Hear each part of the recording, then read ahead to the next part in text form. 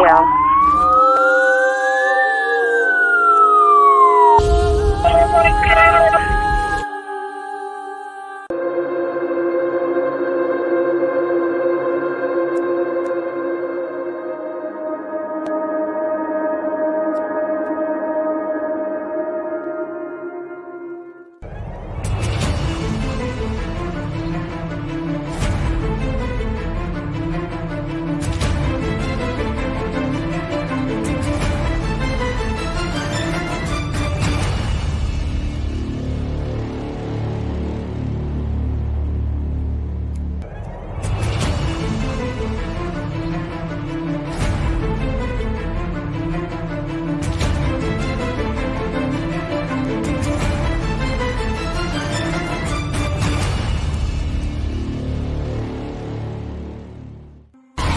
I'm at Grace Church Road. I went to Waynesboro to bring this man down to this address. And now he's trying to force his way into a house. I'm afraid to move my vehicle.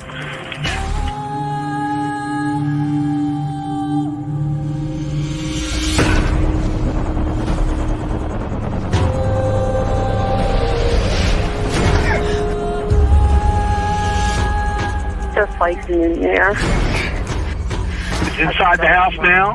Yeah. You have your doors locked? It's open. I'm in a van. You need to make yourself safe, okay? Even if you've got to drive away from there to get away from him and close that and lock that door. Do that for me now, please. Okay, wait a minute. And boom, we're live again, guys. So hello, we got JENNACA with us, and we have Alexa with us, and you guys, Alexa's really tired today, so she's just going to keep her camera off, and so she can match and we can match. But you're not. I'm red. You didn't. Oh, it's a cancer thing. Can't hear. He's talking and he's muted. You act like you didn't see me a few hours ago. Exactly what I was wearing. Oh, Tom's in the house. Hey, Tom. You guys, I'm really looking forward to tonight because I really love, especially the fact that JENNACA was one of the people there for the Lifetime documentary, in that room. And JENNACA, correct me if I'm wrong, but you said approximately 7 people, perhaps, in that. Yeah, if I remember right. It was somewhere around there. Probably 7 people, maybe 8 with Hannah. Yeah. But I think there was 7 of us, local-ish people. Yeah. Okay, so before we get started, you guys, like I said, thanks to JENNACA and hi, Alexa. Hello, how are you? Hi, Adam. Hi, JENNACA. How are you?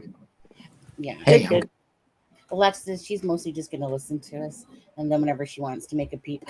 Is there a lag? You guys hear me, or do you guys hear a little bit of an echo? I heard myself a little bit of an echo. No, maybe just go out and come back in if you do hear an echo, but we don't hear it. Okay. No, I didn't hear it now, but I heard it when I said hello. Okay. Oh, okay. We'll get right into it, you guys, in just a second here, but we'll just do some shout outs. Do you want to give some shout outs, Adam? Sure, absolutely. We go to the top here. Yep. Hey, SP74, how are you? Miss Vixen. Okay, you can click. Go ahead. Good to see you, Miss Vixen. Oh, there's who dis. Hey, good to see you, JENNACA. Oh, and now my screen froze up. Did it? Yeah. You good? Do you want me to take over? Are you good? Yeah, you can, because I can't scroll right now. Okay. Tommy Baker's in the house. We got Mustang. We got Fibro. We got KC. Let's see. Cali Girl's in the house. Hey, Cali Girl. Diana. Hey, Diana. Happy Friday, everybody. And let's see here. PJ Second Chance. Hey, guys. Remy Stuff. I know you're around. Nice to see you. Did you say hi to Fibro? Yeah. I said hi. All right. And I'm going to probably say hi to Isaiah and Cordy if they're in the house but not in the house. So I'm just going to make sure I give shout outs over there. Cammy's in the house. Oh, Callie have to do this one. Oh, see. Hey, JENNACA. Jennica, who's worse at spelling your name? Is it me or is it Callie? I think Callie is. Yeah, Callie, I at least put 2 N's, but I did do the E as well, but it's actually Jen. It's JENNACCA. GENNACA. Yeah. Yes. So I fixed that. I fixed it right before the live though. I was like, oh, learn to type. Oh. It's okay. Everybody always spells it wrong or they pronounce it wrong. I'm used to it. You know, I guess it's because I always see your name who dis, and the only time I would see your name typically is when somebody either might have typed it in our group chat or when I've actually gone to your thing, but I usually don't ever go to your personal one. I'm usually, we'll see if somebody does, but everyone typically knows you by who dis. And so in my head, like I said, I thought, obviously I spelt it wrong, but it was the first time I actually noticed that it was actually, A. I always thought it was E. And maybe it's because other people type it wrong all the time, like you said. Well, see, and that's how my previous name on YouTube was JENNACA, because my nieces and nephew that's how they would pronounce my name when they were little. And instead of JENNACA, they would say JENNACA. So I always remember seeing your name from old Facebook posts that were screenshot, and I was like, "Who is this JENNACA?" Yeah, because it was like every post that people would be like, "Have you seen this?" It was one of your old posts. Oh damn! Well, I was gonna say it's only right now because remember it took me a long time because I kept calling you like Jenka, whatever, Jinksa, whatever. Like it was a really weird spelling, and it always reminded me of like Jenga blocks or whatever, And so to be honest with you, and it took me a while to adjust to your who dis, and I actually, until Adam just said that, I actually kind of forgot that was your old name now because it's been so long. But I used to see it like I said, everywhere because that was in the mix of the whole leaker thing or whatever. That's how I actually ever came to know about you, who you were. And hey, I forgot about the leaker stuff. Yeah. I know everything. It kind of goes by, and then it goes, to a new section in a sense. That's why it's so hard. Comes back around. Yeah, and then it ciphers back around. Yeah, and then you're just like, oh, when you know it at the time, you know it.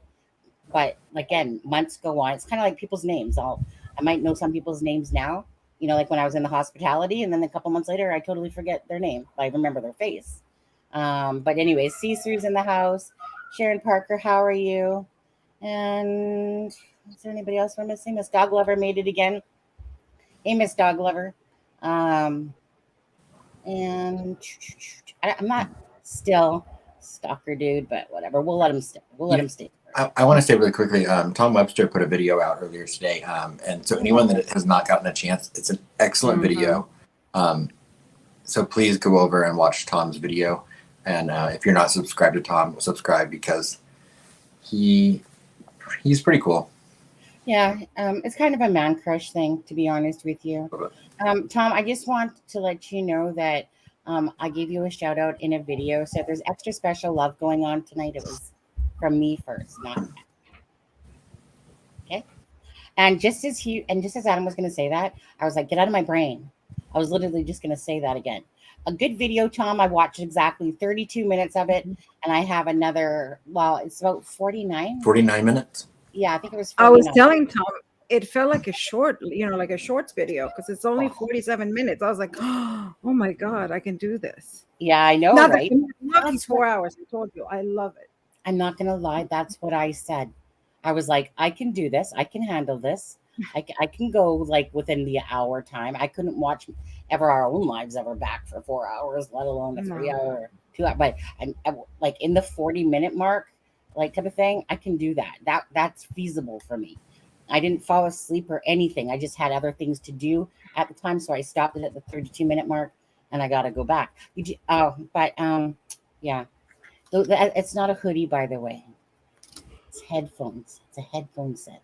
That one is positive. That one I have picture for. Headphones. Yeah, but no, great job. Like I said, does a great job at laying it out like that. I couldn't do that. That's just not me. I can show you maps and I can show you times and people if I wanted to, but not in that format. It's just not me, Tom. Yeah. Thanks, Sunny and Aspen. You're kind of special, Tom. I love, oh my God. Okay. In my video that I did earlier, the one thing that made me laugh so hard was when Tom was telling like a joke, and I can't even do it properly, but you know, when somebody laughs at their own joke, and then he'd go, it was like a, I can't even do it, but it was like it made me laugh so hard just because of, and then one he actually laughed twice too. He was like, ha, in his way. And I started laughing just because of his laugh. And I was just like, in my head, I was like, I love you, Tom. It just cracked me up so bad. But anyways, yeah, so check out that video for Tom's. And I actually put the link in the description, but most people here know how to Google or just go right to your channel because they're probably all subscribed because, you know, well, hey, I know. We're trying to compete with Drunk Turkey tonight too, so I'm pretty sure that their 1,000 watchers, you know, are typically ours, but we sent them all over there. Is what happened tonight, guys. Tom is awesome. He's coming on my show soon. He doesn't know it yet.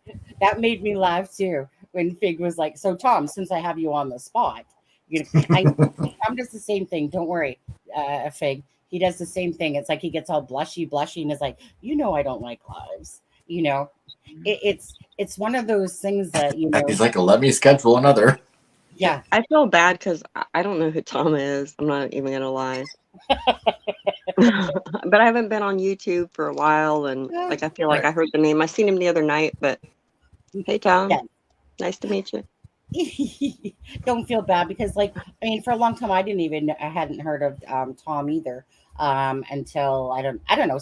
You know, sometimes they pop up in your algorithm at some point, right? And then I just remember going, oh, like, who's this person that's talking about Delphi? I've never heard of him before, you know. So, you know, it's one of those things that I think it was about a year ago. I feel like it was about a year ago or something like that. But anyways, so that's, you know, Tom's Tom. He's kind of like our best friend now. He thinks he is anyway. But I feel like Tom, sorry, Tom, that we're, you know what, Tom, just think of this as love that we're still talking about you right now. I think Tom is one of those ones. He likes to do things on his dime, you know, and that's why, you know, it's kind of like, do you know what I mean? It's like he does it on his dime. Like, nah, I think I'll come on tonight. When he's in that mood, I think he has to be on the mood to do something. Right. So, yeah, I mean, he likes to create schedules, you can tell. So, Tom, do you have a scheduling issue? Like, I'm curious. Actually, you know what? I'm curious, Tom, in chat, just to ask you, not to put you on roast here or nothing, but Tom, does Tom need a wrench? Oh, does he? I feel like Tom's a little overqualified for a wrench, to be honest with you, Diana. But I'm curious, Tom, because Tom always says, I hate doing lives, you know? And it's kind of like he does. I know we all roll our eyes, but I'm kind of curious, Tom, is there a reason that you have a hard time committing? Oh my God, next topic. Thank you. Right. I mean, I think we should talk about Fig Solves and all the drama he's caused with you on YouTube by releasing the Hannah Shakespeare documentary. Oh, did he really? I mean, here we are talking about more and more about it, all because Fig needed some attention. Right, I know. You guys all know that Fig, it's all about the ego thing, right? It's all about ego and monetization. That's where Fig's at. For a channel that's not monetized. Tom, you don't want to rent. No, Tom would just block everybody and leave himself in the room, pretty much. That's how I feel he would handle it. I'm getting messaged by Jeff all of a sudden. Hey, well, you know what? Let me stop talking, and let's hear. You know what? Let's hear from JENNACA. JENNACA, you know what? Just maybe if you can just give us kind of like what I'm looking for myself personally. Like, this is me, and then Alexa and Adam can ask you. What I'm kind of looking for is, you know, kind of what, without using names and whatever. But what kind of? What? So, tell us from the start about the documentary. And the Lifetime documentary and how it came about that, say, a group was formed and, you know, how it proceeded from there, that you guys came to start talking, you know, in a room together. Can you do that?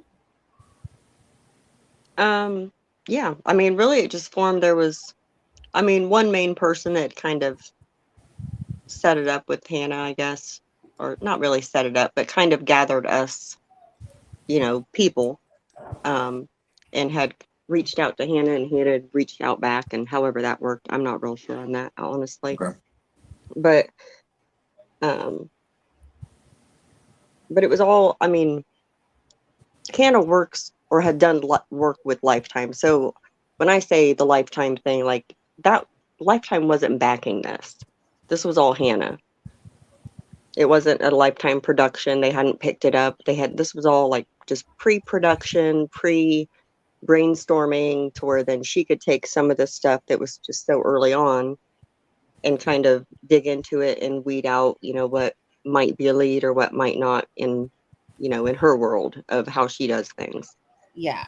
Sorry to leave you alone for a second. So everything was like, it was all on her dime. Nobody was paid for anything. We just, she wanted to discuss some of the rumors and theories and just some of everything that was going on. And everybody that was there had kind of had it, I guess, not really their hand in things, but we all kind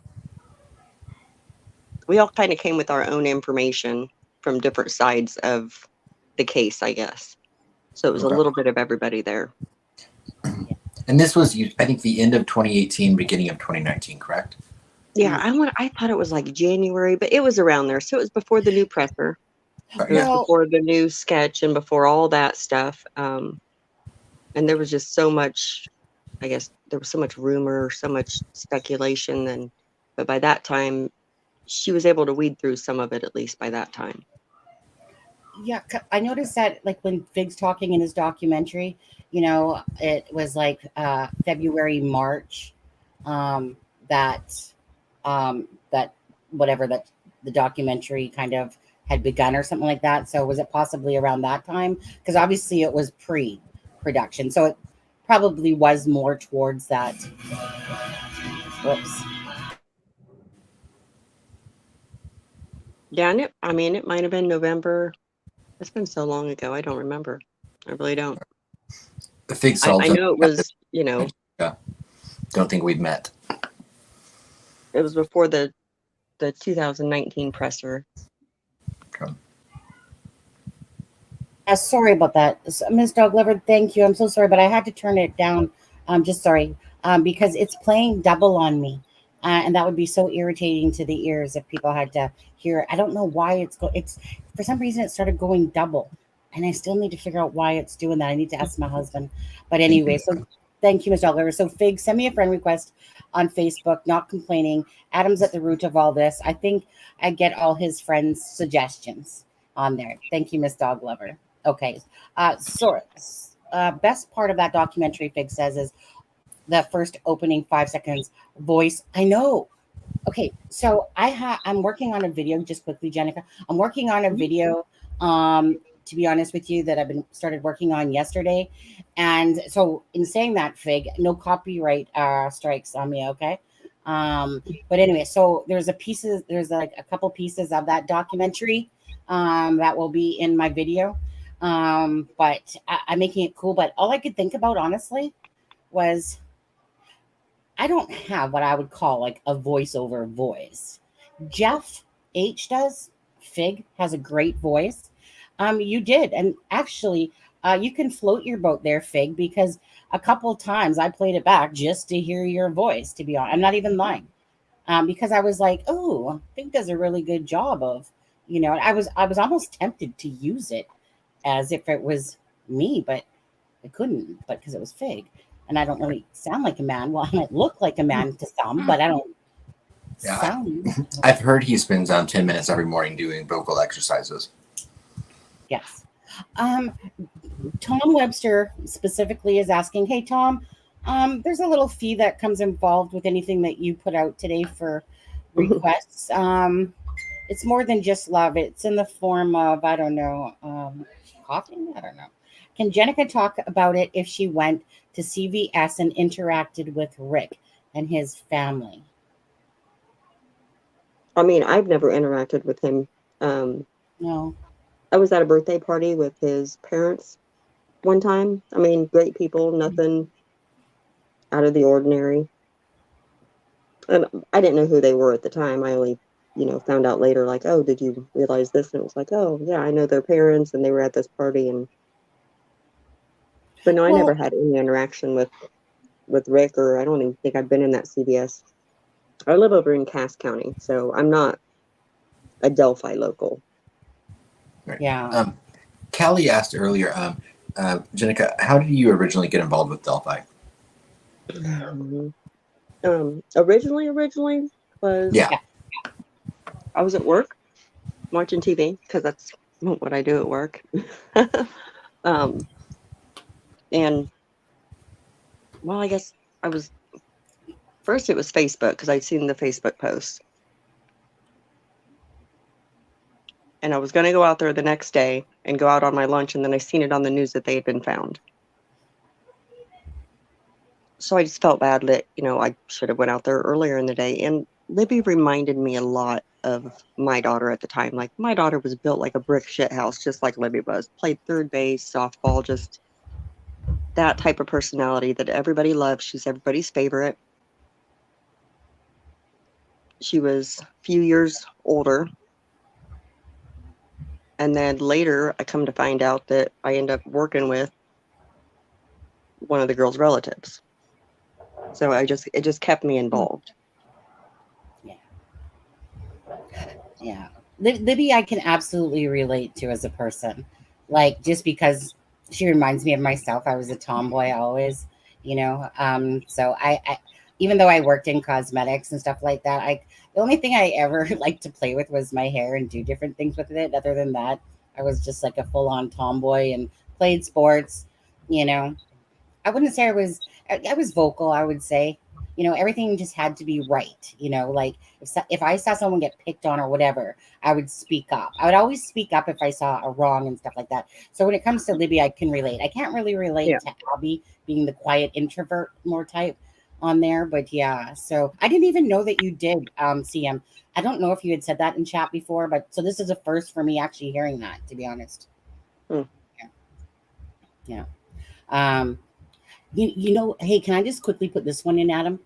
So it's so crazy because kind of like what you were just saying about that you were at a party, but you didn't really interact or whatever. Do you remember that case with Brian Walsh? Adam was literally at a party and took a picture. And in the background, you guys, of this picture is Brian Walsh in New York. Yeah. It was like 2010 or 20. Yeah.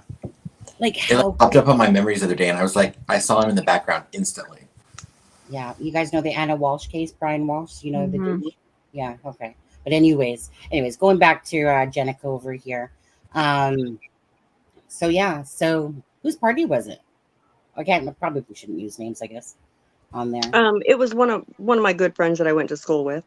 Yeah, you said, and okay. She's just friends with the parents, and her parents are friends with his parents, and they're just one of those 40-year-old. So everybody comes to the party. It don't matter what the age. Yeah. The one thing I got out of that, see, now like I said, I've already said this before. The audio for this transcript was actually already leaked over a year ago. Okay. And then it was taken down.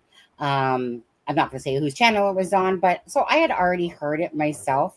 And I was actually for me, I was grateful to hear the actual audio of it because it really does give you a feel more than versus obviously a transcript. But it was because I have always been so invested in the crime scene and stuff like that. But so for those of you who haven't, never came across that, then, tough titty, obviously. But for myself, like I said, it was a lot of people talking over each other. That's what I definitely got out of it. Definitely. Oh, definitely. It was like being in a cafeteria, a junior high cafeteria. Yeah, imagine transcribing that. And that's why it sounds so crazy and nothing makes sense. Is you're picking up half of somebody's word and it's going with this conversation, and everybody's trying to correct each other or give their own ideas. And Yeah. Yeah. So how many men versus females? It sounded like there was about 2 or 3, like about 2 males versus, I could be wrong, versus 5 females is what it sounded like. Maybe there's 3. There might have been 3 males. Yeah. And you guys put up your questions, and if JENNACA can answer them, she will. And if she can't, she won't. It's that simple, okay, guys? If there's any questions that you guys have with regards to this whole Lifetime documentary transcript thing. Yeah, like, I mean, the meeting really wasn't as deep as everybody, it's like, it's really nothing to be like, oh, there's this transcript. And I get, Hannah not wanting it released, the audio, and, we signed NDAs, for that reason. Yeah. Transcripts out there. I'm not, saying anything, that anybody else hasn't already said or you guys have already heard somewhere. Yeah. And the main purpose of those NDAs were for the people that were being discussed, some of them that were, not necessarily witnesses, but, sources. Yes. But way back then with the information, it's really a big nothing. Well, that's how I see it, I guess. It's a nothing burger maybe to you, but to other people, I think it's a whole different story because, you were part of it. And you, like I said, it just becomes a conversation that people had. But even the information isn't anything that is groundbreaking. I guess there's nothing in it that we haven't seen in groups or speculated about or, anything already. So that's why I guess to me, it's like, it's not really a big deal. Right. And so actually, let me ask Alexa. Alexa, did you have time to look at the unredacted version? Yeah, I was reading, not everything. Not everything. I didn't get through all the pages. I know it's a bit of a headache. Okay. So is there anything in there that you wanted to ask Hudis about, like JENNACA about? That's why I just wanted to make sure that. No, but I did wanted to ask. You mean redacted? So what was redacted? So I guess what was the main unredacted? I guess I don't want to say point of this meeting. I mean, just to get the locals' feelings about the case. Yeah, to see what some of us had, possibly found out, or what we thought maybe we had found out, or what we had seen. And instead of, talking to 30 or 40 people, condensing it down to us, and we were bringing some information, which was mainly just speculation, theory. Some of it was reading some screenshots of, well, here's what, they said the night at the search, or when they were talking about being at City Park, that was Facebook screenshots that other people had said. But just kind of compiling that based on our own feelings, and then leaving that with Hannah to be able to explore more whichever avenue she felt, might be a good avenue to explore. Okay, so like a control. Okay, I got it. Okay, I wasn't sure. And this was all with her, and some cameras and stuff, but it wasn't anything picked up by Lifetime. They weren't putting this on. Hannah's done other work with Lifetime, so it's always just referred to as Lifetime and Hannah and that, but it wasn't anything like Lifetime wasn't paying us to be there, or paying for anything crazy, or doing anything other than maybe providing some equipment for her to be able to use to record, and some lighting and things like that. I mean, I hope they do a movie one day. I hope when they will. Yeah, I'm sure they will. Yeah, absolutely. Yeah, absolutely. I mean, it's that, to me, that's just definitely a given that's going to happen for sure. So a couple things here. We'll start off with Wonder Girl. JENNACA, do you think that the arrow wound on Abby was done post-mortem? I mean, I don't know that there is an arrow wound. I was going to say. A lot of things early on kind of started with a psychic or different psychics and kind of snowballed. So some of those things, like, I'm pretty sure the arrow came from a psychic. Right. And then when you ask somebody and suggest it, well, could it be this, or do you think that type of wound, then kind of puts that thought in their head and they run with it. Absolutely. But if I Absolutely. remember right, it was based on, probably a handmade arrow and he was hunting them. And I'm pretty sure that came from a psychic. Yeah.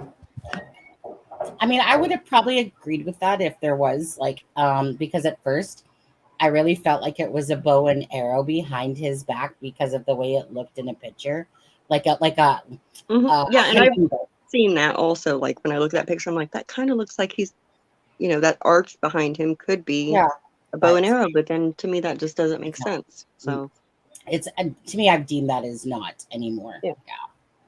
And then Tom says, "Can you elaborate on the city park discussion? Where is that?" Yeah, like that was confusing a little bit. That city park conversation. So City Park is in town. If you take the trail straight over like Freedom Bridge, I believe it goes straight up to Riley Park, but City Park is like to the north when you're in town. Let's see here. Let me just bring up Google Maps. And here. it's like got some basketball courts and shit like that, I believe. So is it called City Park? Yeah. Okay. So City Park Delphi, City Park. Yeah. And the conversation on Facebook was, it was basically people saying, "Have you seen the girls?" This was like that day. Somebody said, "Well, we seen them, like they were walking to the bridge and we were on our way to City Park, or we were at City Park during the time that they were at the bridge." That's what the City Park thing was. Okay, so that's where I'm showing. Said, "Oh damn, we just missed them. We were at City Park when, apparently they were dropped off or whatever." So it was just two girls explaining where they were at and that they hadn't seen them. Okay, so they were right here. This is called Delphi City Park. That's what it's referencing on the screen. Can you see that at all? I mean, it's called Delphi City Park, so I'm going to assume, which isn't too far off of the. Well, yeah, I mean, it's about what? Yeah, it's just directly in northeast southwest, west of the Monan High Trail Bridge.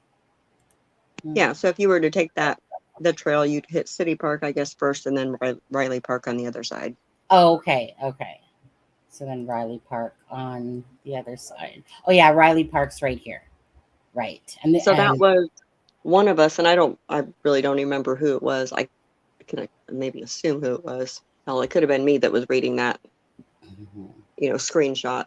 So it sounds really weird, like, well, she was at here, but that's why. It's because someone's reading a screenshot of what somebody else was saying about two other people. Yeah. So when you're reading through that transcript, some of that stuff, that's what it is. It's reading a conversation, and it just makes it sound even crazier. It makes my head hurt to read that. I get it. Right. And I was there. Like, it makes my head hurt. It's I feel dumber after reading it. It's so much easier listening to the audio, and you totally can bring that back in, even though everyone's talking over everybody.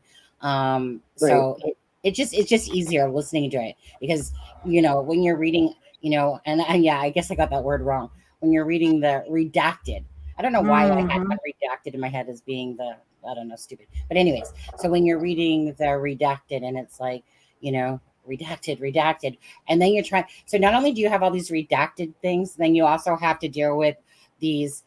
Obviously, everyone talking over each other. So the way it's transcribed, it is a brain freeze. Absolutely, it's like a brain headache. Trying to decipher those words that were like what. So 200. And some of it is the discussion of. There was a big dry erase board up to where we're trying to draw the path and the bridge, and have some sort of a visual. So we're discussing the visual that we're seeing, and it makes it even harder to understand. Yes, absolutely. Adam, can you take this question? Does any or whoever, JENNACA, doesn't matter. Does she know any more information about the conservation officer? I have heard names of two different. Right, there's been two different names. Right. Do you know when the grocery store parking lot interview was? I don't know.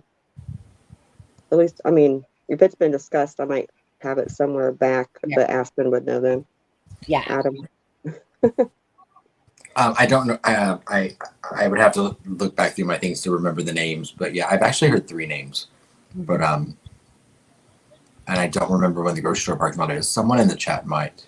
Yeah. I But thought no, it was like can a I month ask you? later, but maybe it was longer than that. But I thought it was like a month later. I could be totally thinking of something else, so don't take that as any fact. You know what? Let me ask Lewis. Lewis is our Can I man. ask you a question? Where did that information come from? Where was it first said? Who was the one who said it about the officer, conservation officer? Wasn't that in his? Yeah, I believe it was in the PCA that he spoke Was to it a the conservation PCA? officer. I believe it was. I mean, it's been a while since I've read the whole thing. Oh, okay. Thank you, Kennedy. Richard Allen's attorney said it. Oh, he said it, but okay. Because I I was gonna thought say it was said somewhere before that though. Right. Yeah, and Deb, there were only 2 working that day. I'm just saying there have been 3 names I've heard that it possibly was. The thing is that this is something that I haven't talked about in quite a while, so I do know the answer. It's just that the answer is buried back with a conversation with Lewis and different things, and I literally cannot remember the person's name. There was 2 people, like Adam said he heard of 3, but there definitely was 2 people. Again, honestly, unless somebody else knows in chat right now, this is something that we can't answer, but just at the moment, the names no. Because I haven't talked about it in months. And I don't remember names too well until I look back at things, to be honest with you. I remember faces more than anything. So that will have to be get back to you on that one, unless somebody else in the chat knows. I put a message out to Lewis, but he might not be near his computer right now. Let's see here. I'm going to... Tom says, if the Mears Trail caught one of the McCain brothers / photo video, wouldn't it capture Rick if he walked 300 from cemetery to CPS? The Mears did not have a camera up at that time. So whatever bicycle would have been caught on a camera would have been the Hoosier Harvester camera, the same one that apparently got him walking on 300. Yeah. Okay. I believe Mears their camera up after, but they didn't have one up before that. They had no reason to. Afterwards, people were, flocking there, pulling in driveways and Lamborghinis and, trying to get interviews from everybody, and everybody put up cameras. Mm-hmm. Yeah, so that question was just answered, I guess, to Sultana. So yeah, so that's perfect. So yeah, I didn't know that actually. Again, lot of little facts, that no clue. So I didn't know that there wasn't a Mears camera until you just said that now that it was. I've only ever really, I don't know. I don't think I really knew the answer regardless, but I knew that there was the Harvest Stone one because of obviously the, affidavit and stuff like that. Yeah, I think people just assumed it was Mears. Nobody ever mentioned Hoosier Harvester until the affidavit came out. So I think it was just assumed that it was on Mears. I think so too. They didn't have one. It's funny because you can see their cameras from Google Earth, like the Google Street image of the Harvester. You can see the cameras. Yeah. So I've always thought it's funny that no one's, because I've always just assumed I thought it was a feed store or something like that. I didn't, because there wasn't a sign outside. I don't think the name of the store, and I was always thought it was like some sort of like feed store or something. But yes, right. Their cameras right there. Mm-hmm. To ask you, and I asked you this the other day in chat. Sorry, I'm not sure what were you answering there, Adam? Tom Webster said the PCA did not confirm the Hoosier Harvest Store captured Rick walking, did it? And I said, no, it did not. I suspect that it did. I don't think they put it in the PCA, though, but I do think that he is on that footage. I think it might be his back, and I don't think he might be identifiable from it, but I do think that he's on it. That's just my speculation. Yeah. Yeah. Maybe Tom will come on again and I don't know. No, he probably won't. But if he does, maybe he'll come on and we can have a nice conversation about his video and maybe go over some of the things. It does help to work in teams, Tom. I mean, pretend like Fig's not here as I'm saying this, but it does really help. Like for instance, I can tell him for sure that that's not a hood. It's headphones, absolute headphones. I can show you the picture. I already showed him the picture. Yeah. I already showed him the picture of the knife. And then he's like, I got back an alien comment, and I was like, yeah, that's Adam's spaceship that you're looking at right now. So, to answer CJ's question, Yeah. nobody there was lying intentionally. We were telling what we were told, what we had seen, reading things, but the information is only as good as its source. So if we were given bad information, then, bad information is passed on. So I can't say how factual, I guess, everything really was. Yeah. I heard that, just to throw this out there, but I think it was in the audio that I heard, and I'm just going to say the same because it's so out there, it's not even funny.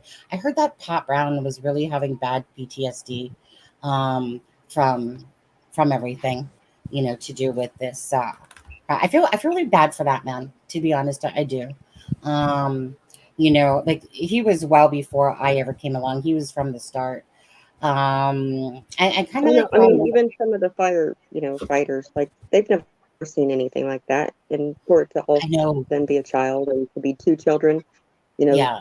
Some of them won't talk about it with anybody. They don't talk about it with their family. They have a psychiatrist to deal with things and discuss it, and that's it.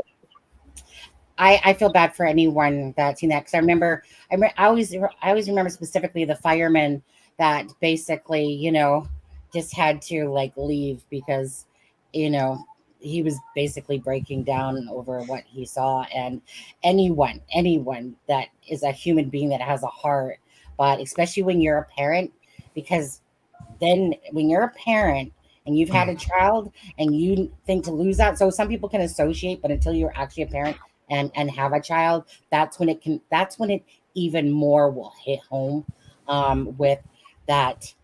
I mean, these were people's children. And I was just sitting there like yesterday, again, just like the Idaho, like Abby and Libby, they didn't deserve this.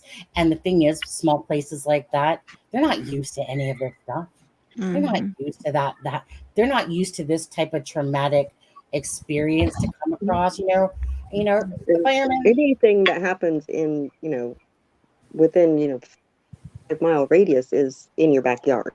It feels like it's right there. And I think this is why, because they were not used to it, especially the police wasn't used to this.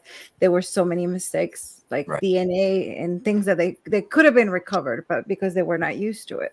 Yeah, I don't think anything intentional, but a lot of just lack of having to, until you do that out in the field, you can read about it in a book and take classes, but until you're out there doing it, you don't really know what to expect. And they just some of their lack of rather than intentional. Yeah. Oh no, it's understandable. Yeah. Can I ask a question? Kennedy's asking all the questions I would like to know the answers to as well. But Kennedy, and you might not know, Jennica, do you remember ever anything early on? Kennedy said, when did the Bloody Muddy witness come forth with their information? Do you ever remember hearing rumors of someone that was driving down 300 early on and that witnessed someone? No, never. Okay. I remember there was something in the middle of the night on a scanner that apparently it was overlapping information from another scanner or something about a bloody girl running across the road and into the woods. Oh, I remember that. Yeah, I don't remember where that would have been. It was just kind of a coincidental, but I've never heard anything about the Bloody Muddy witness. In fact, everybody's kind of questioned how wouldn't somebody have noticed, if he was wet by crossing the creek, if he would have noticed that. And nobody said anything. So, but if they just kept quiet, they went to cops, they kept quiet, and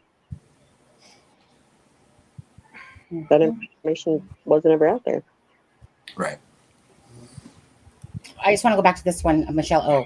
Hello, it's a Grammy Shaman friends. Does anybody know, did Kathy Allen's brother live in Peru caring for their mom? If so, did he know the Kleins? It's a golden question.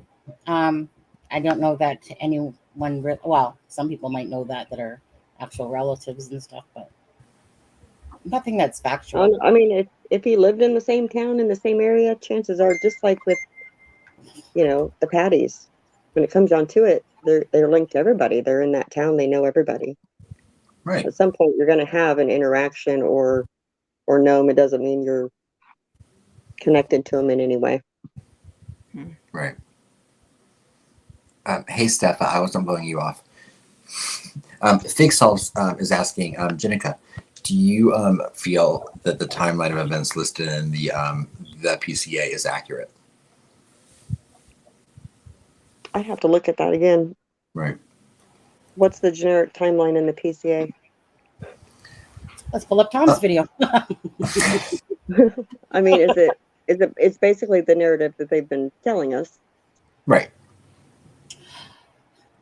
I would have to, like I said, Tom did a great video on that. I mean, Richard Allen, is proposed to have arrived at the bridge around 1:30. It was seen leaving it by the Muddy and Bloody at what was it, 3:49, 3:47, 3:50, something like that. The girls arrived at 1:49. Yeah, 1:49. But so people had questioned, the young witness's the time, that she thinks she saw Richard Allen, or that she saw Bridge Guy, I should say. To me, it all lines up, but I wasn't asked the question, you were. Yeah. Hey, Fig, maybe it's easier to get JENNACA to come talk with you than it is, our boy Tom. Tom's recent video is amazing. You know what? I'm so sorry, but I thought actually Tom, I didn't realize it was Deb. Right. I thought Tom actually was saying that Tom's video is amazing. I thought he was being funny there. Right. Let's see what else. What else we got there? Let's just see what Charles says. In my information, I feel like the killer planned to come out to the cemetery, but there was a bunch of cars there at 4. Oh, really? No, there wasn't a bunch of cars there then. Did you guys talk about that? But why would Bridge Guy plan to even cross the creek? That doesn't even make sense. So let alone plan to come up back through the cemetery. No one's going to plan to cross the creek. Yeah. Right. So, I wonder, now do you remember seeing like the picture of like the blue flags where they think that, they think that, Bridge Guy might have left the scene from early on? Because I saw a picture and I was told that the picture represented where the blue flags were that, that you guys talked about in that meeting. I don't remember the blue flags. I remember there was the caution tape at the end, at the south end of the bridge was put up by Weber's because there was no police tape put up by the cops. They put it up there just to try to keep people off the property afterwards. And there were some markers found out in the woods. I guess I don't remember if those were blue flags or not. Yeah. But there were some markers like next to some leaves. Is that what you're talking about? Oh, I remember that. I had this picture that, I was told that these dots kind of represented where the flags were put down, thinking where they thought that, Bridge Guy might have left the scene. And I was told that it was something you guys discussed, but if you're saying no, then I was just going off of hearsay. It could have been something we discussed. Like, this has been so long ago. There's so much information that's changed, and yeah. So that's a good question right there, actually.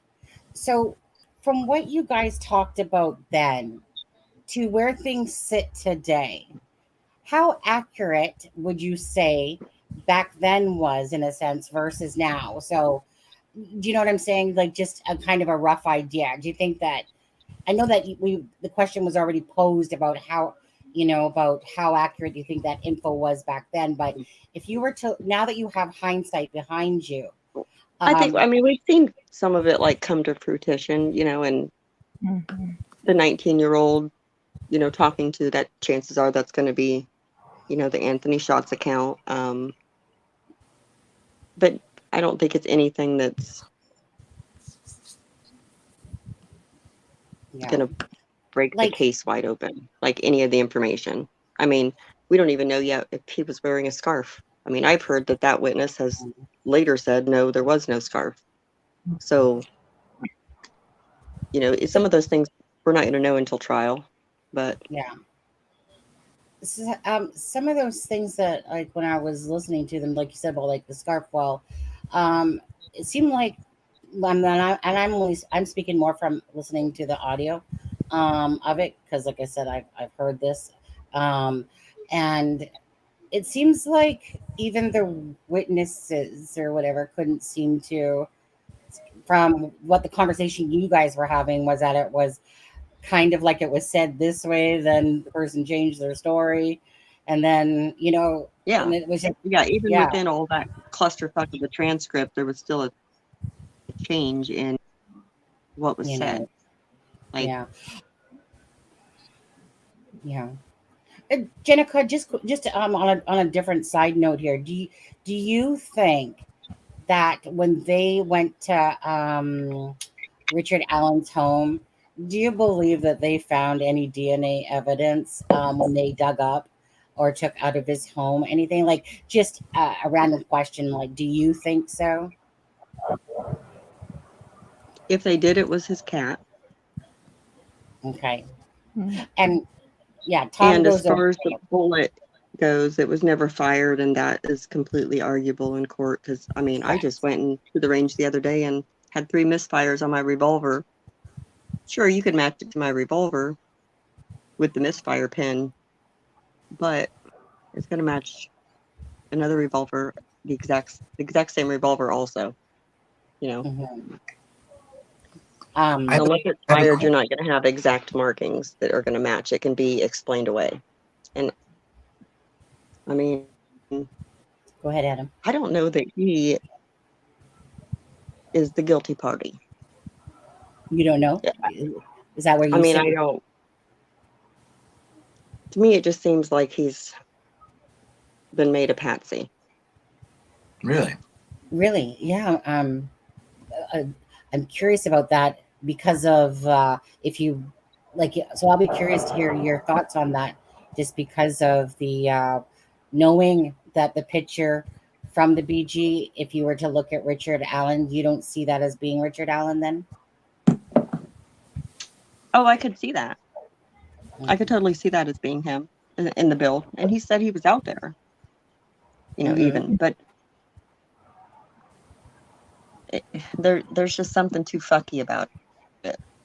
Well, there is something funky about it, I'll tell you that much. You know what I mean? Like, all these coincidences that took this long, they overlooked this and somebody went back and checked this tip, and then all this, like, none of that to me really makes sense, I guess. I guess the only thing there would be the fact is if he only said, go ahead. All the secrets, all the hiding everything, and then all of a sudden, boom, there's this arrest out of nowhere. Bring some political stuff. Not that it maybe that pushed the arrest. Maybe the timing was just a coincidence. Maybe he was out there and involved, but not the murderer. Like, that's what I'm like. I think that's my take on trying it. to pin it all on him. He's not necessarily maybe the person that murdered them. I don't know. Yeah. It's just my gut feeling. My take. I could be totally wrong too, but that's always been my take. That I always felt that regardless of who the BG was, that the BG was the person to me that felt like it was the lure to push, but that there's still other people involved, and this was because of I've still, like, I know Alexa will probably disagree, but I never felt like this was just a solo act ever. I looked at it and hopefully, but I don't know, because Alexa, you think it's more of a solo act, or that there's other people involved and Richard Allen did it? I always said that I believe that there might be a layer on top of him, but I do believe that he was there, and he is probably the person who might have did this allegedly. But I think do believe I that it personally think he's wasn't just, you know, him. I mean, he was probably connected, and that's how he got the name. So that's how he targeted them. right. See, I just I'm don't more see him like being smart enough to get away with it all, but he's dumb enough to get it pinned on him. Does that make sense? Like, he's not smart enough to get away with it, like, for as long as he did. Not he himself. He's just not. Either How do we that's know just that some though? really dumb luck or some really shitty police work, or you know what I mean? Yeah. But I he is think dumb both. enough to be able to have it pinned on him. Hell, he put himself at the scene. I think so too. Adam, what were you just about to say a couple times? I'm sorry. I mean, I was just gonna say, I mean, I'm more along the lines of what Alexa's saying. I mean, I'm not opposed to the idea that there's someone else involved. But I do think, I know it's alleged, but I do think that he's allegedly responsible and committed the unalivings himself. Like I said, I'm not opposed to thinking there might be another layer to it, but I don't know. And then, like with what JENNACA, with what you just said about he's not smart enough to get away with it. We really don't know enough about him to know whether he's smart enough to get away with it or not, because we know so little about Richard Allen. True. In my opinion. Besides what some people have come forward and said on like MS and stuff like that. But so when you guys were in that room, did you guys ever talk about like if it was one person or multiple people or what? Like was there a conversation all about that?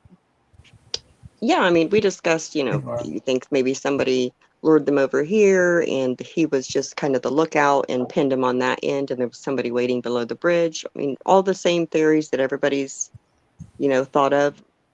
We discussed that of like, why weren't they found? Could they have been found? The dogs, the, heat-seeking drones, like everything.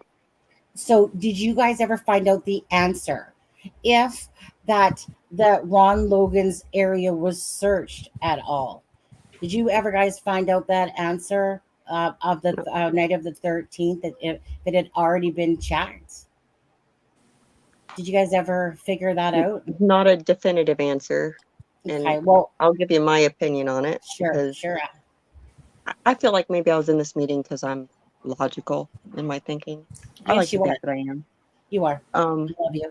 They had people out there that knew at least how to conduct a search. They had people set up in groups, maybe a fireman with this group and a off-duty cop or a cop with this group. So there was somebody that kind of had an idea of, if one of these searchers got hurt or had a radio, had some sort of knowledge. You search from the last point somebody's seen outward. Like that's like standard protocol. I mean, besides social media and checking, friend's house, you search outward from the last known location, which would be the south end of the bridge. Yeah. Which means you search to the edge of the creek. Then you go around because nobody wanted to cross the water, and you walk back down the property to the edge of the creek where you left off, and you continue searching outward. Yeah. I don't see how they were missed. I don't see how it couldn't have been searched. They went and asked Ron to search his property. Did they only search the barns, really?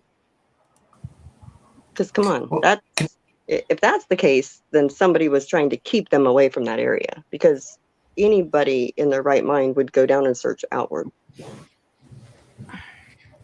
1 second here. And I've always heard that it was searched. Now, whether they were overlooked, maybe the flashlights weren't good, I don't know. My flashlight can like reach across town and blind you. But not every flashlight's like that. Right. So, I mean, it's possible they could have got missed, but would the clothing have been missed? The shoe underneath? Oh, well, and with the 2 o'clock or 2:30, phone ping out near the bridge that the fire department went back to check on. Like, there's something fucky with all that. Yeah. Well, with the topography of Ron Logan's property through there, I know you had mentioned something about well, I mean, I'm not sure how extensively it was searched, but I mean, would it be possible too that like that specific area of the property, it wouldn't have been ideal to traverse back up at night, right? I mean, it's not horribly bad. I grew up in the woods though. Other than everything sitting on an angle and once you go back up, if you kind of kick to an angle, you're like, oh shit, I'm going the wrong direction. But you still, once you reach the crest, you can see exactly where you're at. They have horse trails, you know, horse paths from Ron's horses that would go down to the water, and different deer paths. The trees all up and down there that you can grab onto. So it's not like it was straight up and down in the areas that you could have walked down. Now, some of the other areas were straight up and down, closer towards the bridge, where the bridge goes over the water. That dark green area right there, that's lower. The dark green? Yeah, like the dark green kind of area of the trees on that map right there. That's kind of the lower ground. Here or here? Like right above that. That's the water. So yeah, that area. All that's just kind of lower. Yeah. Like if the creek flooded, it would flood up to, you know, where that green stops. Okay. So let me ask you this. I was asking you this last night because it's kind of driving me crazy. Obviously those pictures, and Tom had them on his video as well, you know, about the it's not underwear. It's obviously there was a couple pieces missing that, like they said, you know, the sock and some undergarment. Okay, that was in the unredacted or redacted, whatever it was, whatever word that is. Dang, I get it twisted in my head.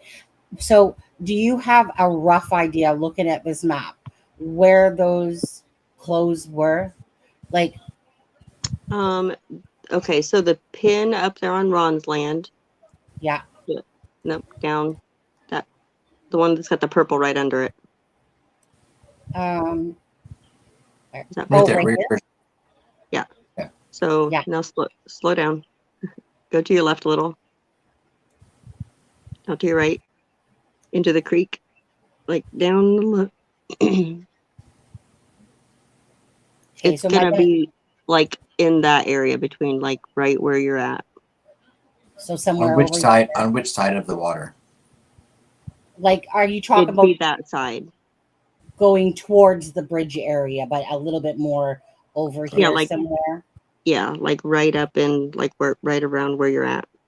Okay. And when you're standing over there, when it's like August, you can see the bridge barely, because I went out there in August. Like I went out there with Ron, with another friend, and you can barely see the bridge. So you got to figure, if anybody was in the trees, in the woods, they'd be able to see somebody standing on the bridge. Not maybe from Ron's, but from up, you know, near the trail, because they're going to stick out. But if anybody's hiding in the woods, you're not going to see them. Yeah. And you can only see the bridge because of the horizontal of the bridge, and it kind of sits at an angle. It was weird. Like, I'm like looking for the bridge, and Ron had to turn me, and he was like, "No, you're looking the wrong direction," because you kind of get mixed up down there the way everything sits at an angle.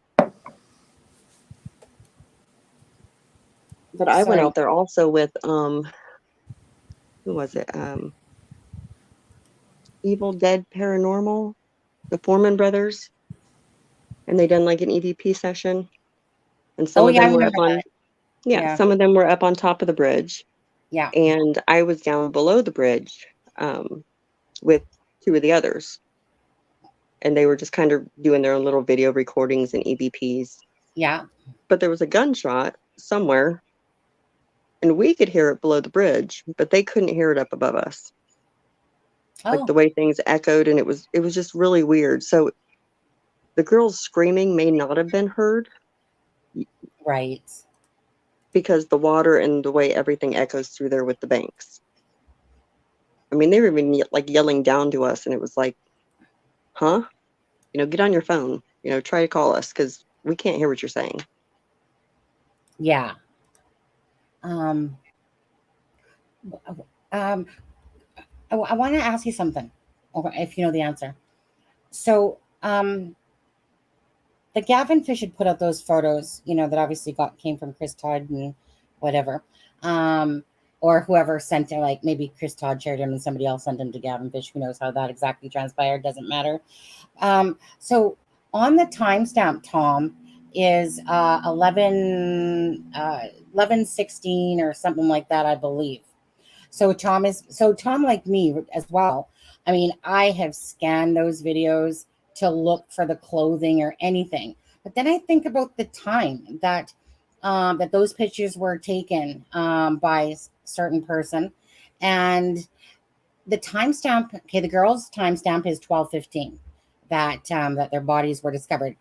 The timestamp on those photos is 11:16 on the 14th. So I honestly don't know, and I don't know if you know the answer to this either, Jennica. But I mean, I'm not sure. Like the helicopters, I'm not sure what time that they were starting to fly around. I'd have to I don't know what time that was, Tom. So maybe the The clothes girls had already been found, in like medics and stuff were there because helicopters weren't out for the search. They came up after, because the girls had been found. And they may have been in the area because there was a helicopter crash also close to that time.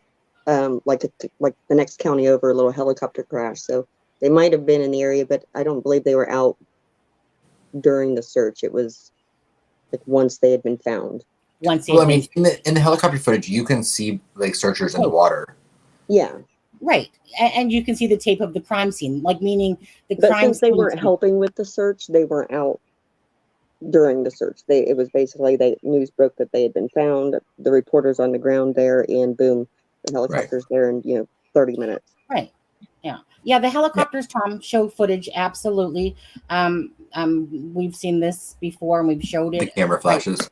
The camera flashes because the crime scene tape is already up. So during the RTV footage, like I said, the timestamp on those photos that you have, right? Most of us have, is 11:16 because Gavin Fish, like I said, did the metadata on those. So that's a complete hour before the girls were found. So obviously, said person that took the pictures had obviously came across that an hour prior to. So they timestamped the deaths at 12:15, but chances are they were found before that. But they timestamped it. Would you say, Jennica? Not really sure exactly how that works. Yeah, that would have been. I mean, it was clear that they were deceased. So that's probably when somebody official was able to make the call to the coroner, maybe. Yeah, or when the coroner showed up.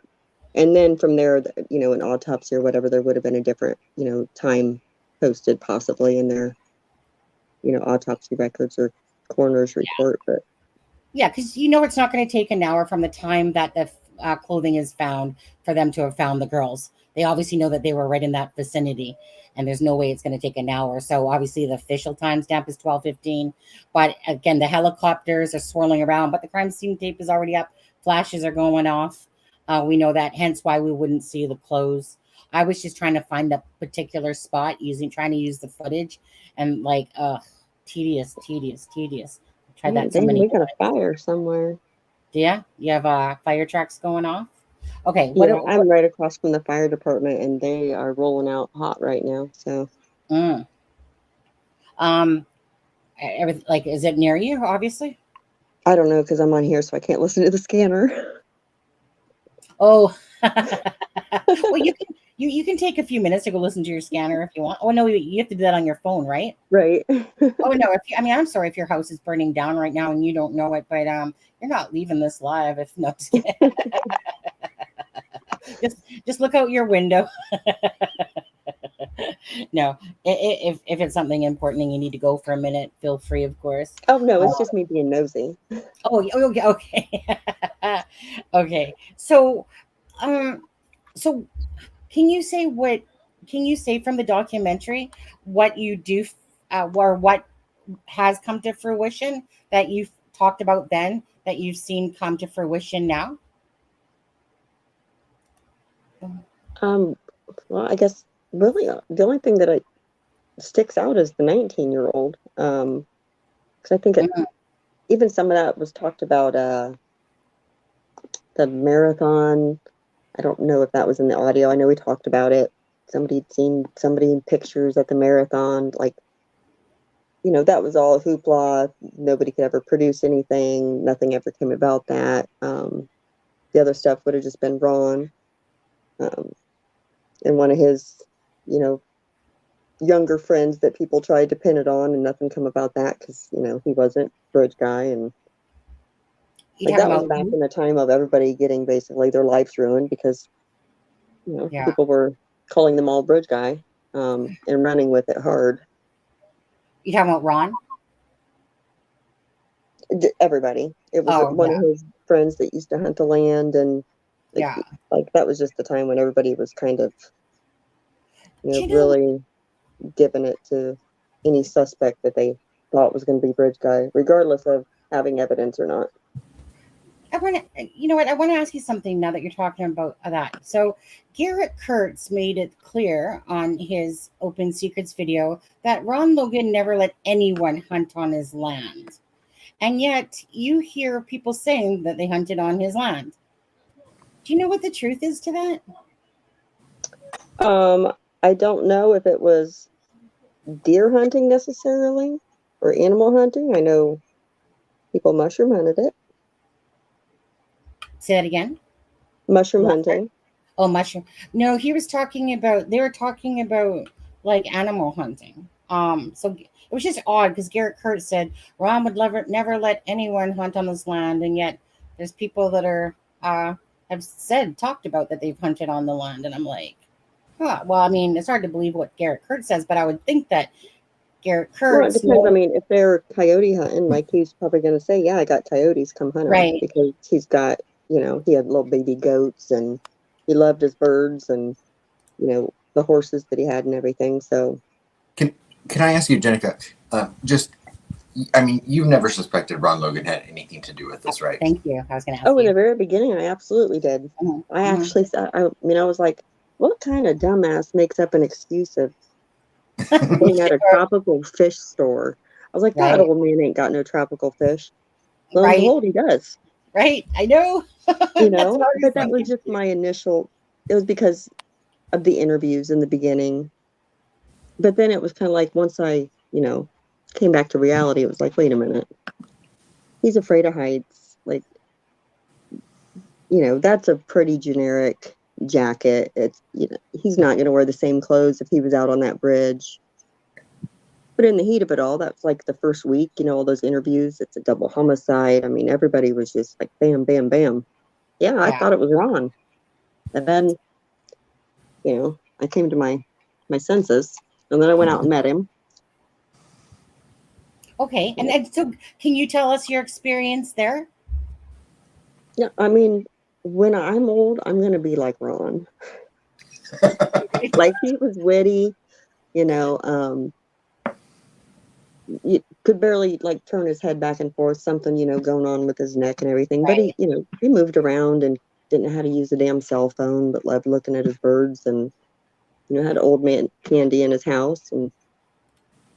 But I'm like, he was a young, old man, I guess. I don't know what his age was, but I know what you're saying.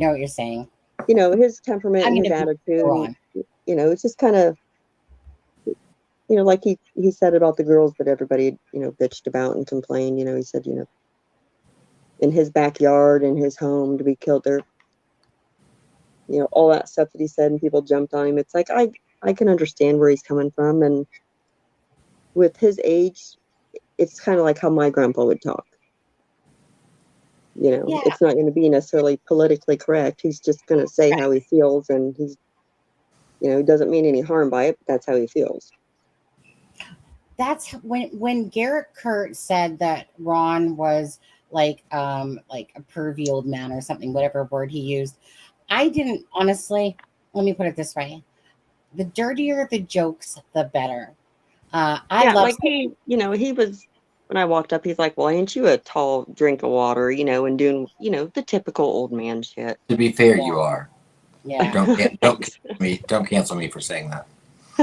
Like, but he wasn't like oogling me or trying to like, rub on me when he walked by or doing anything creepy or weird like that. I mean, yeah, no, like honestly, when Garrett Kurtz made that comment, I'm sure the guy is, got some magazines from back in the day and stuff like that still and all that.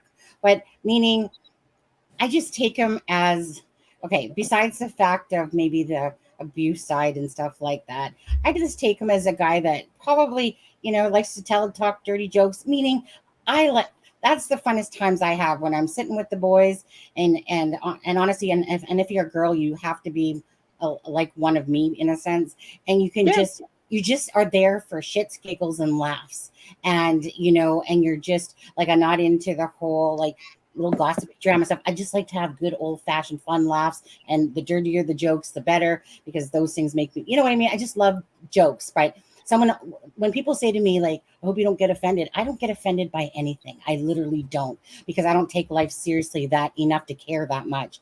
I would rather just laugh about something because it's funny, about what it is. I don't really care. So I'm kind of like you, Jennica, probably that way. Mhm. And that's how I picture Ron to be.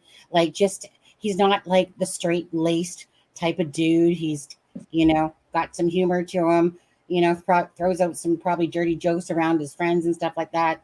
I didn't really deem him as some sort of pedo or like dirty perv, because sometimes when guys get together, they make comments and stuff. We know this, and it's just all said in gist, and nowadays people would probably put a offending discrimination on every probably thing that's said nowadays, because you can't pretty much say anything anymore. But No, I know.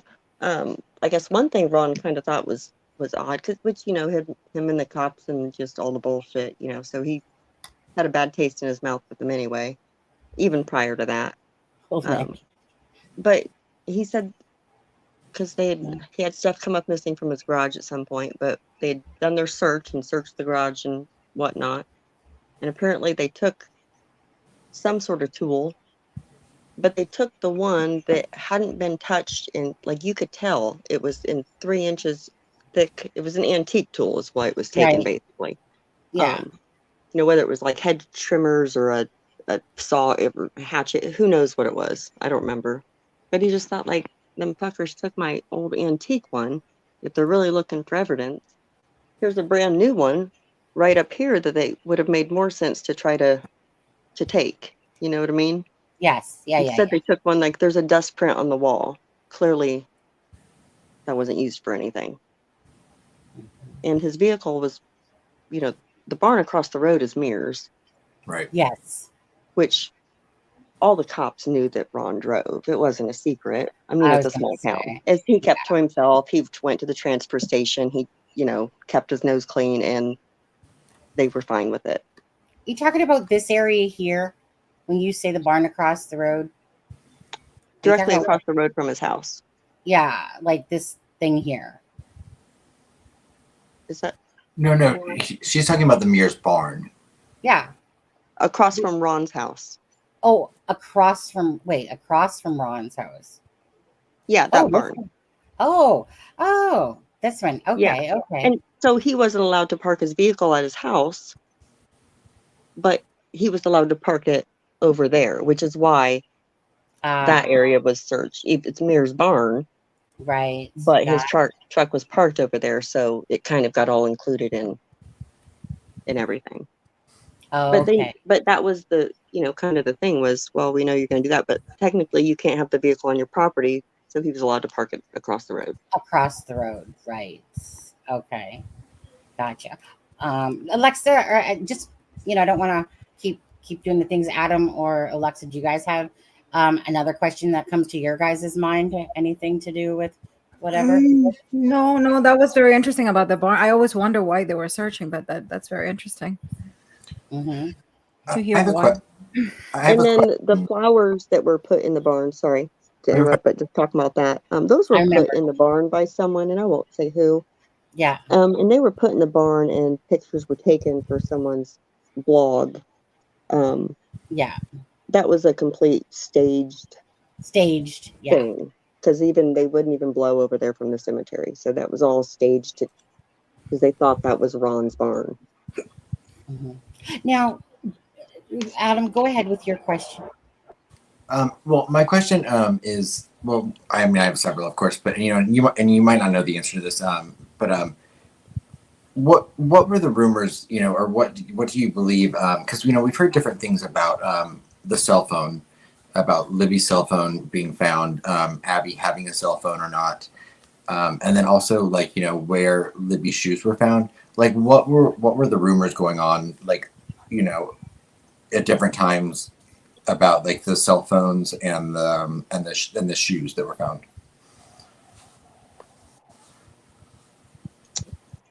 Well, it was said that Abby had a phone at first. Now, it may not have been a phone that ever, it may not have been one with service, but they're out there to take pictures. And old cell phones are capable of taking pictures and running off of Wi-Fi.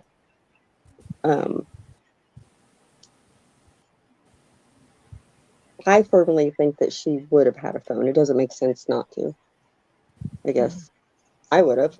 I would have been like, I'm gonna borrow your phone, whatever, and be able to take some pictures and Wi-Fi dump it into my, social medias later. But I mean, okay, so if there was only one phone, whose phone pinged at 2:30 in the morning? That was Libby's, right? Right. And near the bridge. Or all over town. Yeah, all over town. And then, apparently near the bridge, and they go out and search it, which I guess that doesn't make any sense why it would randomly ping unless somebody brought it back there and turned it on, or that's a whole nother conspiracy. Right. What was the second part of your question? Well, I was just asking, and then as far as like we've heard different things, and then there's been a podcast I think that came out in May of this year with Kelsey talking about the shoes. I've not listened to it yet myself, but I mean, there's always been rumors about where the shoes were found. Yeah. Thank you. Well, apparently it was one shoe, and they had followed up, from below the bridge. That could be anywhere. I don't know exactly where the shoe had been found. I've heard then closer towards the driveway area. Oh, they would have found it that night. But there's a That's picture. what I would think, because they crossed the bridge and searched at least that immediate area. So I don't think it would have been directly below the bridge. It would have been off to the side somewhere. Yeah. I assume between the bridge and the creek. What were you going to say there, Adam? So do you think that just from what you've looked into this case, do you think the attack started on the south side of the bridge, or on the south side of the creek, or on Ron Logan's side of the creek? Yeah. I mean, we know he approached them on the south side of the bridge, but do you think the actual physical attack started on that side, or do you think it started after on the other side of the creek? And I'm thinking, I know you can't see me, I guess, because my video's not on, but I'm just thinking. Because I know you guys were talking all about that in the, in the conversation. I think either's possible, but again, like, why use? I don't think anybody would plan on using the water, like, to control two girls in water. You can't move quickly unless you can pick somebody up in water, but you can't really run through water quickly if it's up to your knees or higher, and he's not real athletic. So it doesn't make sense to have planned to go towards the water, or to have planned to use that as in part of the crime. Yeah, that is strange, but right? I think it's possible, and why? I've always wondered why did they run that way? Abby's house was down the driveway, or why not run either way on the driveway? At that point, you don't care if you're caught for being there, because there's somebody trying to attack you or lead you, do whatever. So I feel like there had to have been a reason to have went that way. And I just don't think one person is the reason. Right. I would just quickly like to get to a few questions so I can scroll down. So this is what I heard as well, that Pat Brown knocked on Ron's door, and that at 6:30, because that was, if I'm not mistaken, that was actually in the affidavit, wasn't it? Yeah. It was like 6:30. But Ron dinner time. But Ron didn't search, was what I remember. That Ron actually didn't search himself. Correct. Correct. Okay. That's one that Tom answered. Now, Ivy's asking if I can get to Ivy here. Ivy says, what's her opinion on the truthfulness of the injuries? Okay, you guys in that, our conversation talked about the injuries. So of the, being, stabbed in the heart and abdomen, cut, disemboweled, transcript says it came from someone present at autopsy and family friend. Okay, well, the whole... Okay, so the person that was saying that in the transcripts, she didn't mean it came from Libby and Abby's friend. She meant that the person present at the autopsy was a family friend, I believe. Right. That's correct. I'm sure she would correct me if I was wrong, but I'm pretty sure that's how it was. Not that it was like one of the girls' friends or family confirming what the autopsy person said. But I mean, I just there was an open casket. Yes, yeah, and one of the things oh, go ahead. Sorry, who dis? Go ahead. No, I was just gonna say the disemboweled. I don't see that being the case. The stabbing. I mean, that's not, I guess, too crazy of an idea. I just don't see the disemboweling. I mean, at that point, what was the purpose of it? See, that one I actually do see that myself, but there was more to it. Maybe being a cut or stab in the gut, but not like, I guess when I'm thinking disembowelment, I'm thinking like American Horror Story, Roanoke disembowelment is what I'm picturing, if anybody's seen that. And maybe that's not what everybody's thinking when they say that, but. Well, I'm thinking sliced, like a deer. Someone called it like when you dress a deer and you slice, and stuff like that. That I personally feel like that happened, or is a good possibility that happened myself, that's what was so grotesque about it all. But it could not be. But, so I'm going to feel a little bit differently on that one. I see it more as that there was an excess of a knife used in more ways than just a stabbing in the heart. I could see maybe being splayed open a little, but not. Yeah. Again, like what I'm picturing an actual disembowelment to be. That's right. Okay. Did Ron say why he wanted the alibi for the fish store but not the transfer station? Do you know? No, I have no idea. That was never anything that we discussed.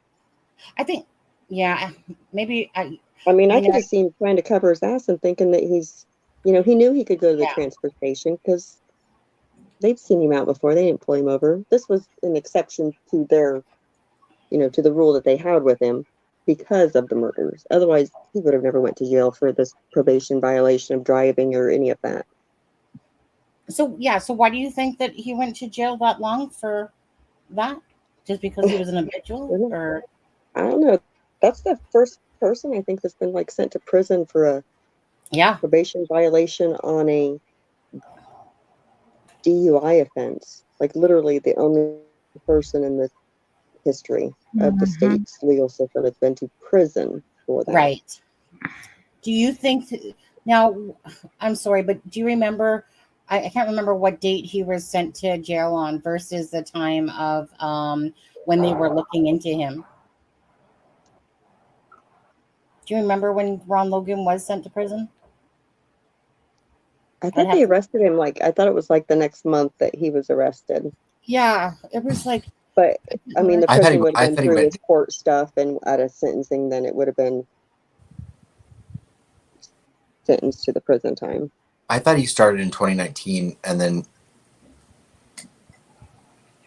or 2018. I think it was within probably by the time they got through court stuff and. Yeah, right. I used to know it. Right. He lied about driving. He lied about driving. He tried to come up all the times he was driving, even at 12, which was conveniently left out of the search warrant. Yeah. Remember, just because we do things. Did you guys ever did you guys touch on this already?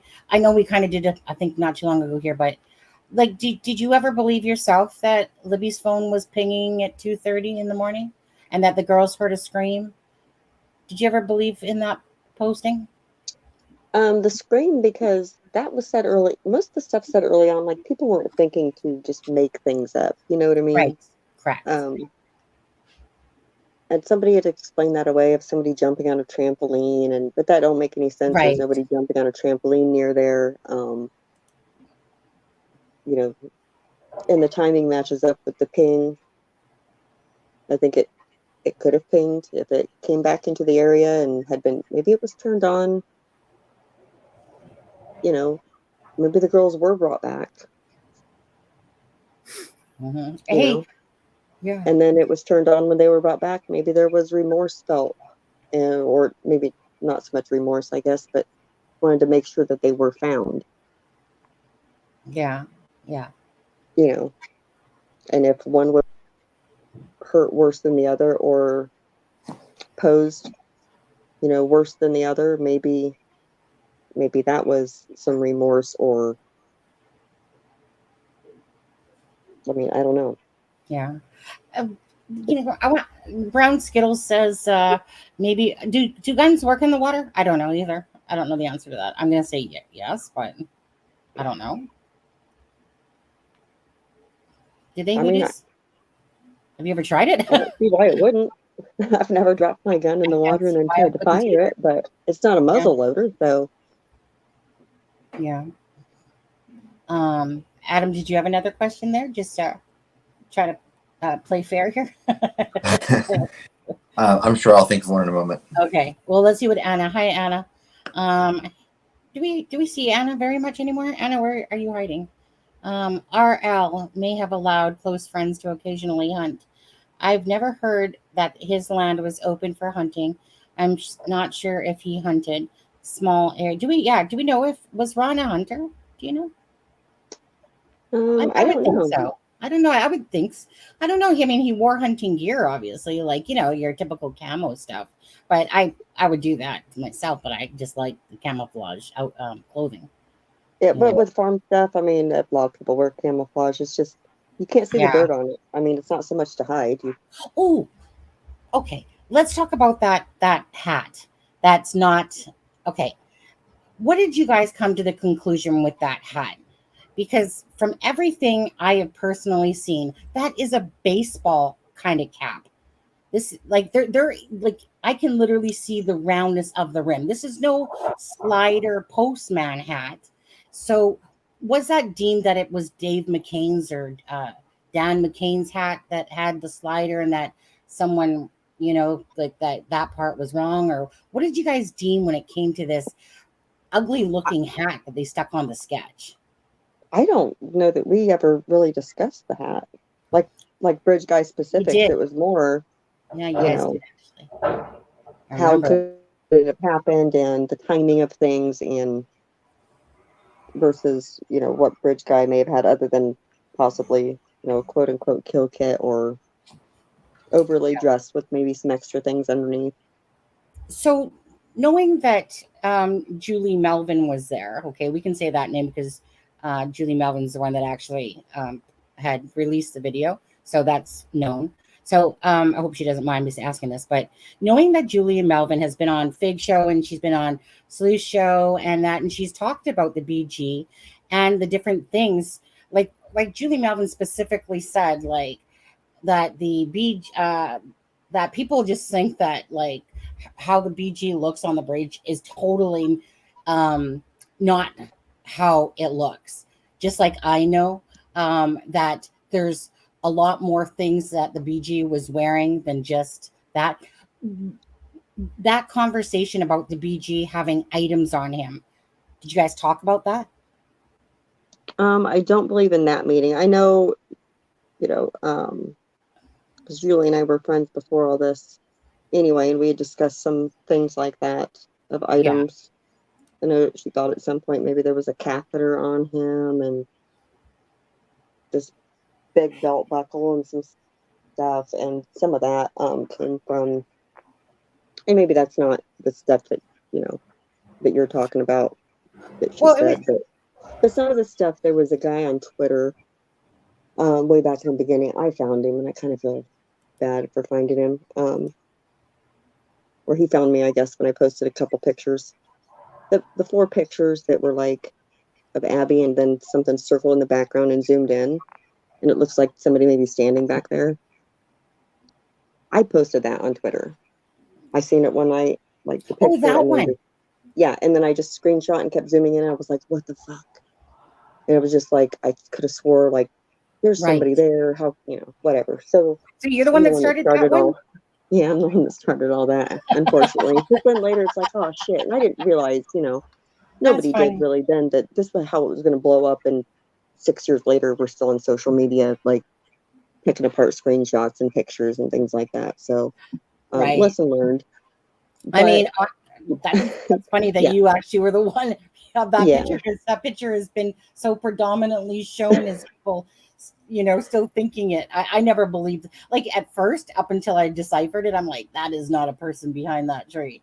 If that's the one you're talking about, right? At first, like when you think about it with the size and everything, it's like, oh man, I was so dumb. But anyway, so I put that on Twitter, and some Twitter turd reached out to me, and this was when me and Julie were talking, and we were, back and forth trying to analyze these bridge guy pictures, and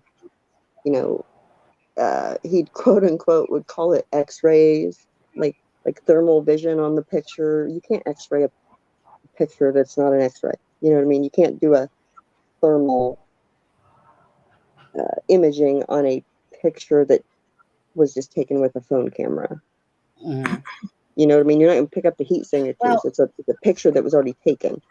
And some of that stuff came from him, and it got real crazy, and we had to, tell him to go, basically to fuck off, because he was nuts. He was like, the guy in this basement naked on a beanbag eating Cheetos. He was one of those types of people. Poop bag. Yeah, it was wild in the beginning. We found some That's literally what I'm doing right now. What are you doing? Eating Cheetos? Sitting naked in a beanbag eating Cheetos. So let me ask you, these meetings that you had, was it just like, how many times did you guys have meetings approximately? Like, was it for a few weeks? Because there was interviews, meaning that was all supposed to be part of the Lifetime documentary. Because I remember, was it Julie Melvin that put up one where, like 2 days of meetings? Like it might have only been one, but I want to say we went there one day and like chatted and done some stuff, and then came back and chatted some more. Yeah, like over the weekend. Yeah, I mean, I think that if I'm not mistaken, there's like, that was only a part of the meeting, but there was like more footage of that. But that's this is where I'm still kind of confused. So was this part of the Lifetime, like you guys had to sign the NDS or whatever? So this was actual property of Hannah Shakespeare's, correct? Like this meeting footage. So so is it because it was out there, or simply because the channel was going to release the audio, that's why she was okay with this transcript coming out? No, she wasn't okay with it. Okay, let's get that straight. She wasn't okay with it, but if it was going to come out in a transcript form, and I don't want to speak for exactly what happened there, but I think if it was going to, exactly what you're getting ready to say is, if it was going to come out, for it to be redacted, because you can't really stop it from coming out. It's already, been passed around a little bit. So at least to, have the decency to redact it and respect the privacy that, not necessarily those of us that were at the meeting, but like I said, of some of those that were talking, that were, quote unquote sources for the information. And to honor the promise of, anonymity that, certain people were promised when they were, when they were spoken to. I believe, well, at least I'm pretty sure I did, and I'm not sure who else did, but we done like some camera interviews. Also, it was never used. It was basically just kind of how we, got involved in the case, or just some basic little, clips like they would do. So, we were going to be out there anyway, but it's the other stuff. Right. Yeah. let's see here. So sorry, Anna, that's what we discussed here. Yeah, the recordings being transcribed. Yeah, so like, I mean, I know that there's more footage out there, but like I said, we're not. It's just really with who dis. Again, she was there. It's interesting. Well, I was going to say this. We know that Doug Rice passed on, so bless him. Hmm. You know, can you tell? You know what? I would like to do this for Doug.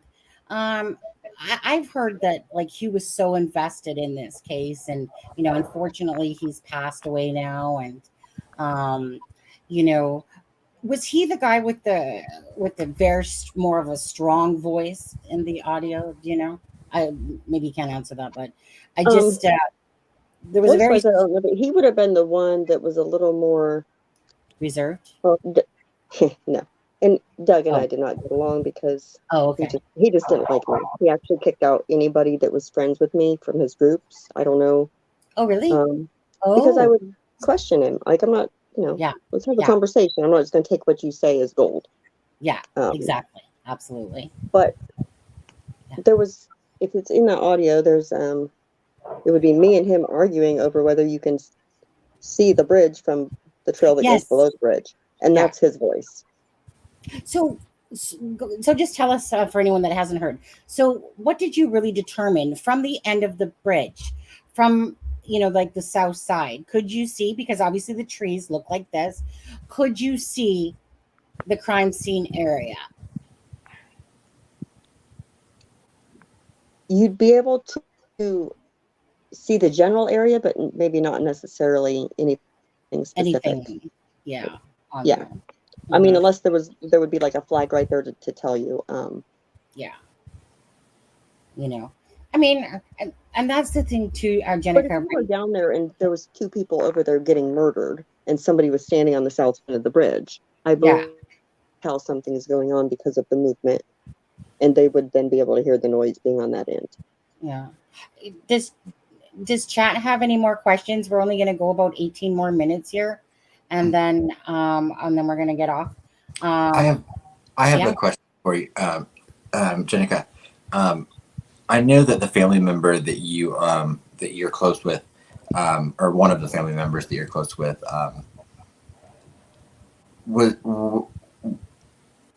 You mean Carrie? Have they seen the documentary that was put on YouTube? That they filmed for, that you filmed, that that you were a part of, and if so, what was their reaction to seeing it?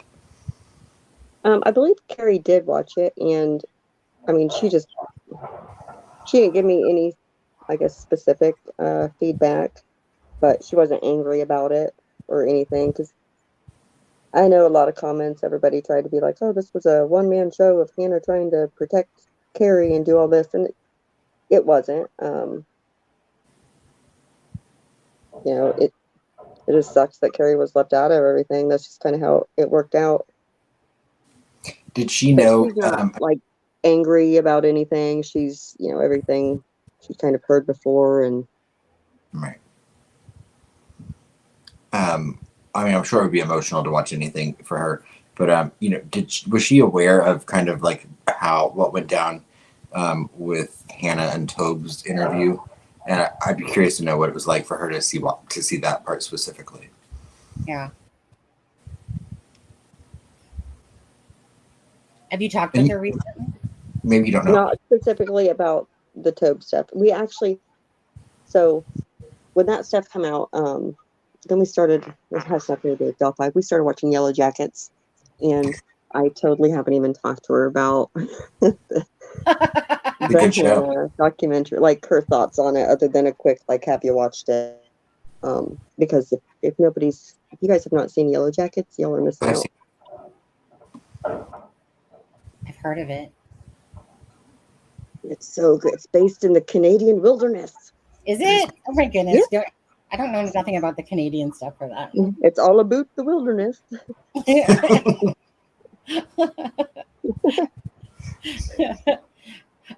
So I was going to ask you as well, does anyone know, because I haven't personally asked, because I've basically just left Becky alone because, when the gag order came out, is Carrie underneath the gag order or no?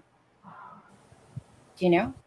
See, I don't think she is, unless, as far as I've ever known, you have to be notified that you're under the gag order. And maybe she has Right. been and hasn't told me, but Yeah. I don't know that she's necessarily under the gag order. I mean, they left her out of everything else, so. Well, you just But, tell her if yeah. she's not, she can come on here and have a voice all she wants. You do feel heartbroken for Carrie and all this, honestly, regardless of how anybody feels. Carrie is the mother, and I can only imagine how she was feeling like this is her daughter, regardless. This is her daughter. And to Yeah. feel like she was deemed almost like a nothing just hurts my heart. An because, afterthought, yeah. I mean, the fact that, Yeah. you know, it took them 2 years to even interview her, you know, 2.5 years, however long it was, like, that's, Yeah. I mean, that speaks volumes. Like, She said she was really happy with it. Fig says. In there, yeah. I know a long time ago that an CD was supposed to do an interview with her. They ended up talking because, you know, CD's always been one to offer himself if somebody, you know, for someone to talk to, which has always been so great of CD, you know. It's always like a human being first. well, and You for know, a while, she was working like a third shift and didn't have any internet at home that was like yeah. basically dial up, and it just makes things hard to do, you know, Yeah. any sort of interviews. Yeah, Kennedy, sorry. Can we get your opinion, Jennica, on the whole ski mask stuff? Like, did you guys ever talk about that? The ski mask incident about Nope, that was all. They didn't know about it yet. Yeah. oh yeah, I guess. I was thinking about the I mean, it would have been something that was in the newspaper at one point here locally, or, But it you know, a write-up, but it wasn't a connection, and, you know, nobody was thinking about that with Delphi Right. because it was totally separate. And nor was it ever in the newspaper. Well, I remember seeing something, because I re-looked and seen something. Look again. I'm pretty sure it was Ferris Tribune. yeah. I will look again. I will find it and send it to you. I would love that. Wait, sorry. I went squirrel on you guys. You would love what? If there was anything in the newspaper about the ski mask incident after it happened. Mask. Yeah. Yes, please. If you have that, we would love that. You know, I know me and Adam both. Adam at the time took more initiative on it, but that was always something that I was trying to figure out too, because that one was irritating me about the fact. Wait. Which one was the ski mask thing? Because am I mixing that up with Young America? Whatever happened in Young America? Young America. Well, I'm talking about the ski mask incident that, you know, is apparently what led investigators. If you read the Keegan Kline transcripts, right. There was apparently a ski mask incident that took place on the 20th of February. But was that in Young America? Mm. Or there was something in Young America years prior? There were in 2010. There were two ski mask incidences actually. I believe it was 2010. Correct, Sonny? Yeah, in 2010 there was two ski mask incidents that happened within a block apart from each other. Basically, the one. Okay, that's in the one that they're referencing in this. An article about that. Oh, 1 second. You guys are both talking. Go ahead. Right. No, I seen an article about the 2010 ones then, so it may be the 2017. Maybe it's. Okay. I didn't see that. Maybe it's the other ones because I know I've seen one. Yeah, the one that because I believe there was something that was put out about it, but not that it was factual. But I just remember that there was something put out there back a long time ago about the fact of the ski mask incident, and I know that. Hey, Fig buddy. Fig, you remember you were talking to that lady on the show. Did you ever learn more about that ski mask incident? Of, you know, like, because, you know, it was from the Brummet right side or whatever. And so Fig was talking to a person and then he transcribed it, basically posed answers. She answered back. And then it was deemed that there was two homes and she wasn't really clear because she said something about one window. One didn't have windows at the bottom, so couldn't have been a bedroom window. That it was something about Flora versus wherever else. Anyways, Fig, you know what I'm talking about, dude. Did you ever find out anything more if that whole ski mask incident like, I don't know. Did you have any more information on that? Because at the last part we heard was you were going to ask her and type of thing, and if she ever got back to you with any more details on that, unless that's something you don't want to put in chat or anything like that, and just say privately, just I don't know, like on Messenger. But so that's I'm on that. because that's what's always bugged is that like it's one of those things, right? How can there be two ski mask incidents exactly where Tony Klein's house is, and he lived across the road, but at that particular time he moved down the road to where his ex-wife, and whatever his name is now, it's on the top of my head, but whatever. They just literally moved down the road onto that farmland, but yet the two houses were virtually, like one was right across from Tony Klein's old house, and the other one was just a block over. So, yes, it never happened as far as they knew. Okay. So, okay. As far as they knew. So, okay. Okay. Well, hey, you know what? And maybe it didn't happen because there's no report on it. We've seen nothing to confirm that is factual. Heartbreaking. It is. If it happened, it's so traumatic, and that's horrible. But I go back to one of your very good friends is tragically killed when you're 14 years old, and your first thought is invite a stranger over to your house while your parents are gone. Yeah. I feel at this moment that Tom literally has to go on Fig's show, because Tom, you're going to learn a lot from Fig to go on his show, and you can sit in your recliner. That's not against his rules or whatever. But I think that would be a great live, you going now on whatever, and you guys can discuss those things, Tom, that you so desperately want to know. And then when you're done with Figgy, then at some point you'll come back and you'll come visit us, surprisingly. And because I would really like to talk about his video and dissect it with him. I was honestly surprised that Fig asked me to be on his show. And when I said no, he was like, "Oh, I'll just see if Tom's available." Yeah. I mean, Fig always asks me to come on his show, but I always have to turn him down. It's just because, like, his wife is like, no, I'm not Sunny. Because the same thing that happened with Alex might happen here. Just get too attached. And it's like, no, she's female, not allowed. Right, Fig? That's my excuse, and that's my story, and I'm sticking to it. I think he has me blocked. I think when I try to comment on his videos, it doesn't go through, so I just quit watching. Oh, Fig has you blocked? I think so. Fig, do you have? If I remember right, I'm sure it was an accident. Sure, it definitely was an accident, right, Fig? But I'm pretty sure the last time I tried to comment, it was like, nope. Oh, like maybe not showing. Huh. Well, there's probably no chance of you going on his show. No, I mean, I can't see Fig blocking you. No, I'm sure it was an accident because I don't ever go there. Yeah, but I do some smart ass stuff, so it could have been any of his mods that are just like, she's a smart ass. I was gonna say, right? I mean, you are known for being a smart ass, definitely. Right. So, yeah, that's why I don't put nothing on people's videos, because I would have a smart ass comment myself. You know what I mean? Like I have to control what wants to come out of here, because I'm just I'm an automatic kind of just what comes out of my mouth. When somebody no. Funny, you are very patient and methodical in your response. The thing is that I find, I'm just gonna say it. So for me, I find like I'm two people here, because I am one of the most chilled, laid back guys. Like I know I'm floating my boat here, okay? Like any husband really would be lucky to have me, because I am your best nightmare and your best dream at the same time. I really just let my husband be happy.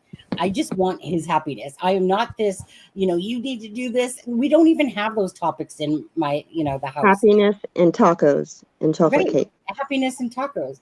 But by the same token, if you are a fake and a con and a bullshitter, and you're just being an absolute jerk off, I will come at you full force, because I cannot stand people who keep trying to ruin the world with their grumpy, miserable attitudes. And if you're a full of shit person, I'm sorry, but I just can't stand you. I literally cannot force myself to like those personalities. I'm sorry, I cannot kiss people's butts that way. I can't fake it. I can't. I've tried the odd time to be like, let me try not to be so aggressive when somebody pisses me off. But the thing is that I don't go out of my way to piss people off. Some people don't like me because I'm a strong personality, but it's only because I just can't stand people who sit here and are hypocrites, that in their real lives they do all these things, and then they come on here and preach stuff as if they're some sort of saint. There's no saint that's in this room right now that hasn't done something. So it's kind of like, so if you come off attacking, of course you're going to piss me off, because you don't have a right to be here then, because like I said, I'm not here to put up with your shit. I'm just here people want opinions and difference of opinions. That's fair enough. But don't come at me with attitude. I've had enough attitude in my life to last a lifetime. I don't need it from anybody online. Heck no. Except for Deb. When she gets mouthy with me, I let that one slide. Preach it. Thank you for joining and sharing your insights, Jennica. Yeah. You know what? So, right. Oh, no, Tom, we got a full 4 minutes left. I mean, we could pull a year live and do 4 hours like we normally would do before. Right. Hey, we were kind of impressed that we did a 56-minute one earlier this afternoon. Was it quick? Yeah, it was a quickie, wasn't it? It was a quickie. It was. What is she rambling about now? Shush. You just prepare yourself for Fig's live, Tom, okay? Like I said, that will be a great live. We'll love it. You'll get lots of views, and lots of people can, interact with all your questions, and Fig can help you out too. And that's what's so great, though, when people do come together nicely, and they join information, and they're not so secretive about it, but they just work together to go and find answers, It really is like the Delphi elite over here. Yeah, yeah. But so that's fine. But see, really, yesterday I made a comment that I don't know anything more than you guys, and someone was like, "Oh no, she don't really mean that." No, I do. Like, if you see, like, I really don't. I'm friends with Carrie. She's a great friend, but I don't know anything more. Yeah. And I remember that comment, Jennica. And I was thinking to myself, maybe to them, they feel like more, but really, Jennica is really in the same boat. So unless someone that actually was at the crime scene came up to Jennica and said, hey, look, this is how they were, this is what was at the crime scene, then she might have some more information, so she definitely has more information than I do, because she's been around this whole case since the beginning. And so she has a much majority of what happened here to start and what was going on. So that's how it might feel to some, but I can see where Jenica's saying that, because really it was really a lot of speculation. And, even when you listen to the transcript, right? And if people ride that transcript like it's golden and it's truthful, well, then they're just propagating a bunch of, in a sense, like, it's one thing to talk about theories and if this was, like this conversation was possible, did it happen? But to literally put it out as fact when it's not, it's just conversations that you guys had, some of it to come to fruition and a lot of it won't, because it's just people. I'm appreciative over you coming on, to one, I'm appreciative of your dedication to the case, and having a lot of knowledge for so long, but I'm also thankful for you coming on tonight and talking about the fact that it was just a group of people having a free-flowing conversation in a room over theories and ideas that were happening at that time, not necessarily representative of the facts that we know now versus what was happening there. Right. Fig says, Jen, I'll unblock you, but you're not blocked. Okay. Well, maybe it was on my end. That's why I said, it was if I was blocked, it's no hard feelings because I could see I Well, could see why somebody would block me. I mean, I was gonna say, right? I'd And block I know, myself. Damn. I was gonna say, right? Sometimes you want to hit that block on yourself. It's like, no, don't answer it. But I was gonna say, because all you really have to do is go over to his channel, and if it says unblock, maybe you got him blocked. Just go over to the channel and click on Probably your because little. he had someone on his channel once. Yeah. Okay, Okay, let me I'll just pray see. for you. Aspen, I'm keeping you blocked though. Yeah, that's what I thought you said, Fig. And Dab, I saw you earlier flirting with Figgy, okay? Don't you have Ruckus or some guy like that? Hey, keep your mucks off of Figgy, okay? Sorry, Fig. I'm sorry I'm speaking like that, Fig. It's a Canadian in me, Fig. So sorry. There we go. You just mind Careful, yourself. Fig. She's on the same coast as you. She'll come right down. Yeah, and Deb might get pissed off and then put you in the dungeon where Ray is, too. I don't see Ray here, so... JENNACA is a smart lady. She does know a lot. She is, and I same thing, JENNACA. You are a very well balanced person. That's very level headed. You know, that's what I love about you. You're feisty. You're level headed. You know, it's about caring. But like I said, you know what I mean. But you're not by any means this passive chicken. I love your humor. Love your sarcasm. I mean, I just try to keep it real, like, you know, Yes, be honest as I can. If I can't say something, I'd rather just be like, I can't, you know, say that or not even bring it up instead of there's no reason to spin a lie out of something. Well, right. And You know. that's where we have the harder times, right? It's like, yeah. Yeah, I mean, it's hard. Like I said, it's hard not to kind of want to sit there and attack some of those comments, but I've for the most part learned now that I'll maybe attack the odd one here and there. Mostly I just go, whatever. It's usually the stupidity. Like when I see some really ignorant things, it's like that's when I have a hard time not commenting.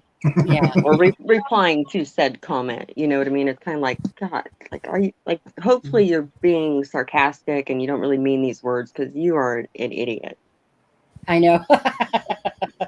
I mean, or you're from an alien, different planet. So, when you guys did, like, let me ask you this, quickly. I know that we're 1 minute over our time. Okay, Tom, chill.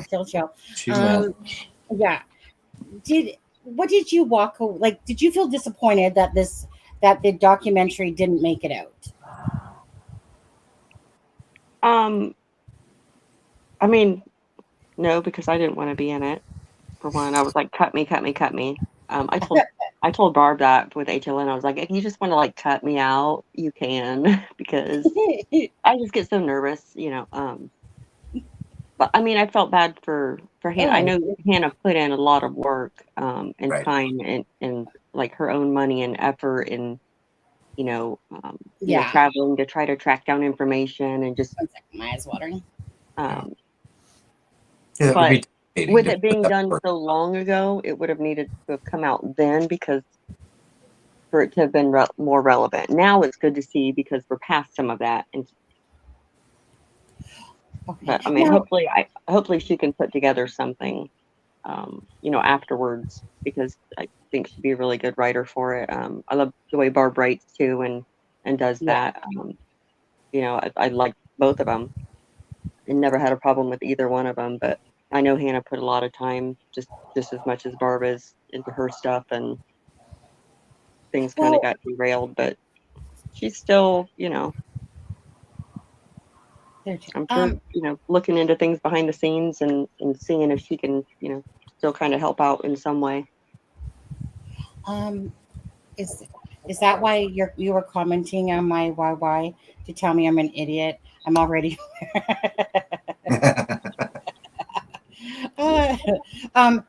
Wait, I had a question. Oh, so now the thing is, so when you say that, you know, like, okay, that Hannah used a lot of her money. Let me just go back to that because I know that they pitched this, and that she was saying that basically when you pitch something, then they basically, you know, fund it.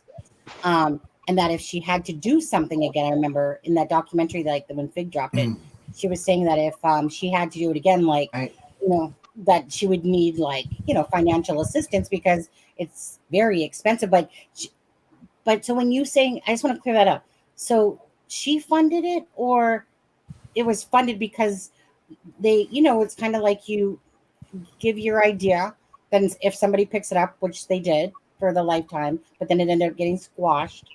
So, but see, I don't think it necessarily was picked up. That's what I'm saying. Right. Oh, she said that it was.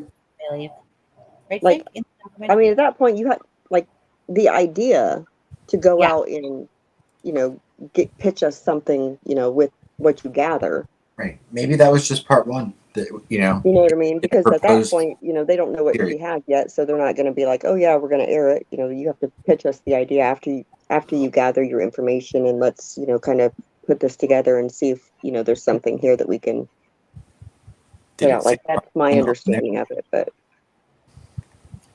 like I said, I'm sure they paid and helped with some travel. At some point with rooms or something, if there's some sort of a pre, planning budget, when maybe with some cameras and recording stuff and things like that. But, most of this, just like, the same with Barb, like most of it's just them doing it.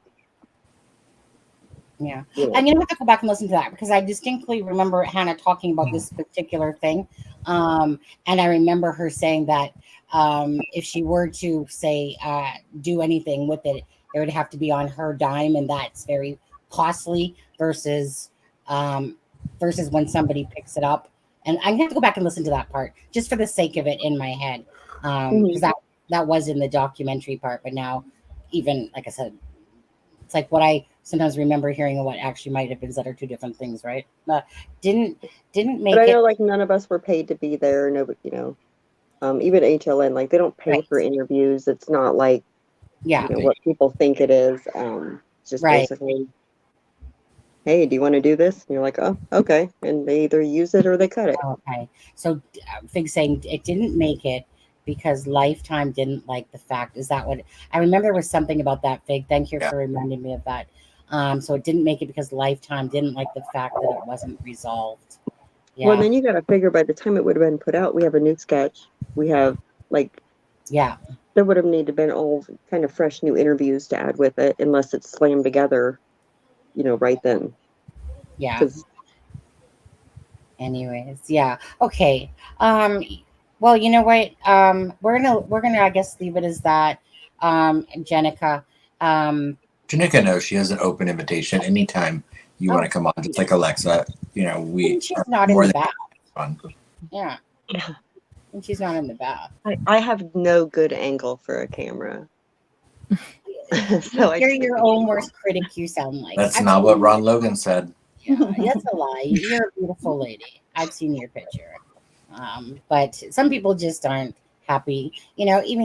Even people that are beautiful, and JENNACA's beautiful, and some people just don't like to see themselves on camera or whatever. I don't really care less what people think of me at all at the end of the day. Somebody thinks that my cheeks are too high, or that I have like 5 chins. I don't care. I'm just usually like stuffing my face and doing other things, and I'm oblivious to a camera being on. Yeah. So I'd be like picking my nose or something, or plucking my eyebrows, and then I'd be like, oh shit, I forgot I'm still on camera. Like me. Yeah. Yeah, right. Exactly. Put on, like, you can be a piece of corn if you want. Okay, I know. Let's see here. I'm not Lifetime. Don't blame me. Okay, you guys. Well, you know what? Again, hopefully we'll see. Hopefully we'll see Tom on Fig Show soon. Tom, don't worry about it. Don't mention it. And again, if you guys haven't checked out Tom Webster's video, guys, go check it out. It's only 49 minutes long. It's not 4 hours. It's only 49 minutes. It's a good video. I need to go finish watching the rest of that. Have you watched it, Hudis? Or Alexa? Poor Alexa. She's down there at the bottom. Just can we check on Alexa? No, I started watching it. I watched like half of it. I haven't finished it yet. No, I just met Tom tonight. Was it only? Was it actually tonight? Okay. Well, it was yesterday.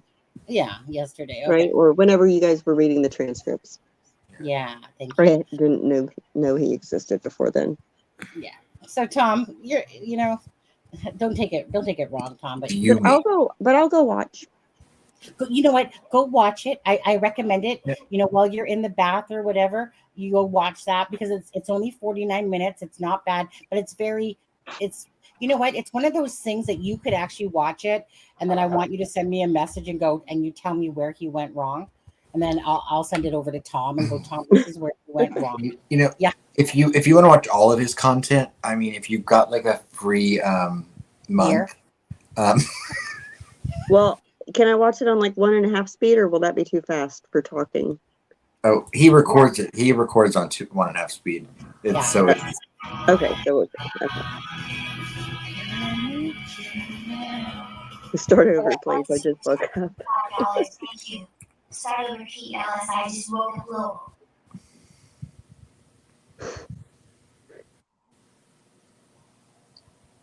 You'd think Sonny's that muted AI and doesn't know chatbot could figure out what LOL is, that it's not LOL. Sonny's muted and she doesn't know it. Yeah, she was like that last night. She kept telling me to check this and check that, and then lo and behold, she was muted. It was me, I know, when we were fixing her phone issue. She's like, if you're saying something, I can't hear you. And I'm like, well, I'm just hearing myself fine. And then she's like, shut Tom. And then next thing I know, my husband comes in. I'm like, husband, like, what's the issue here?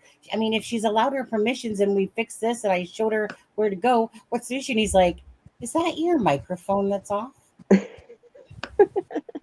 And I'm like, are you kidding me? So it's me. It was me that, but I mean, she couldn't make it on, but we fixed that. But here I'm like, what else could it be? What else could it be?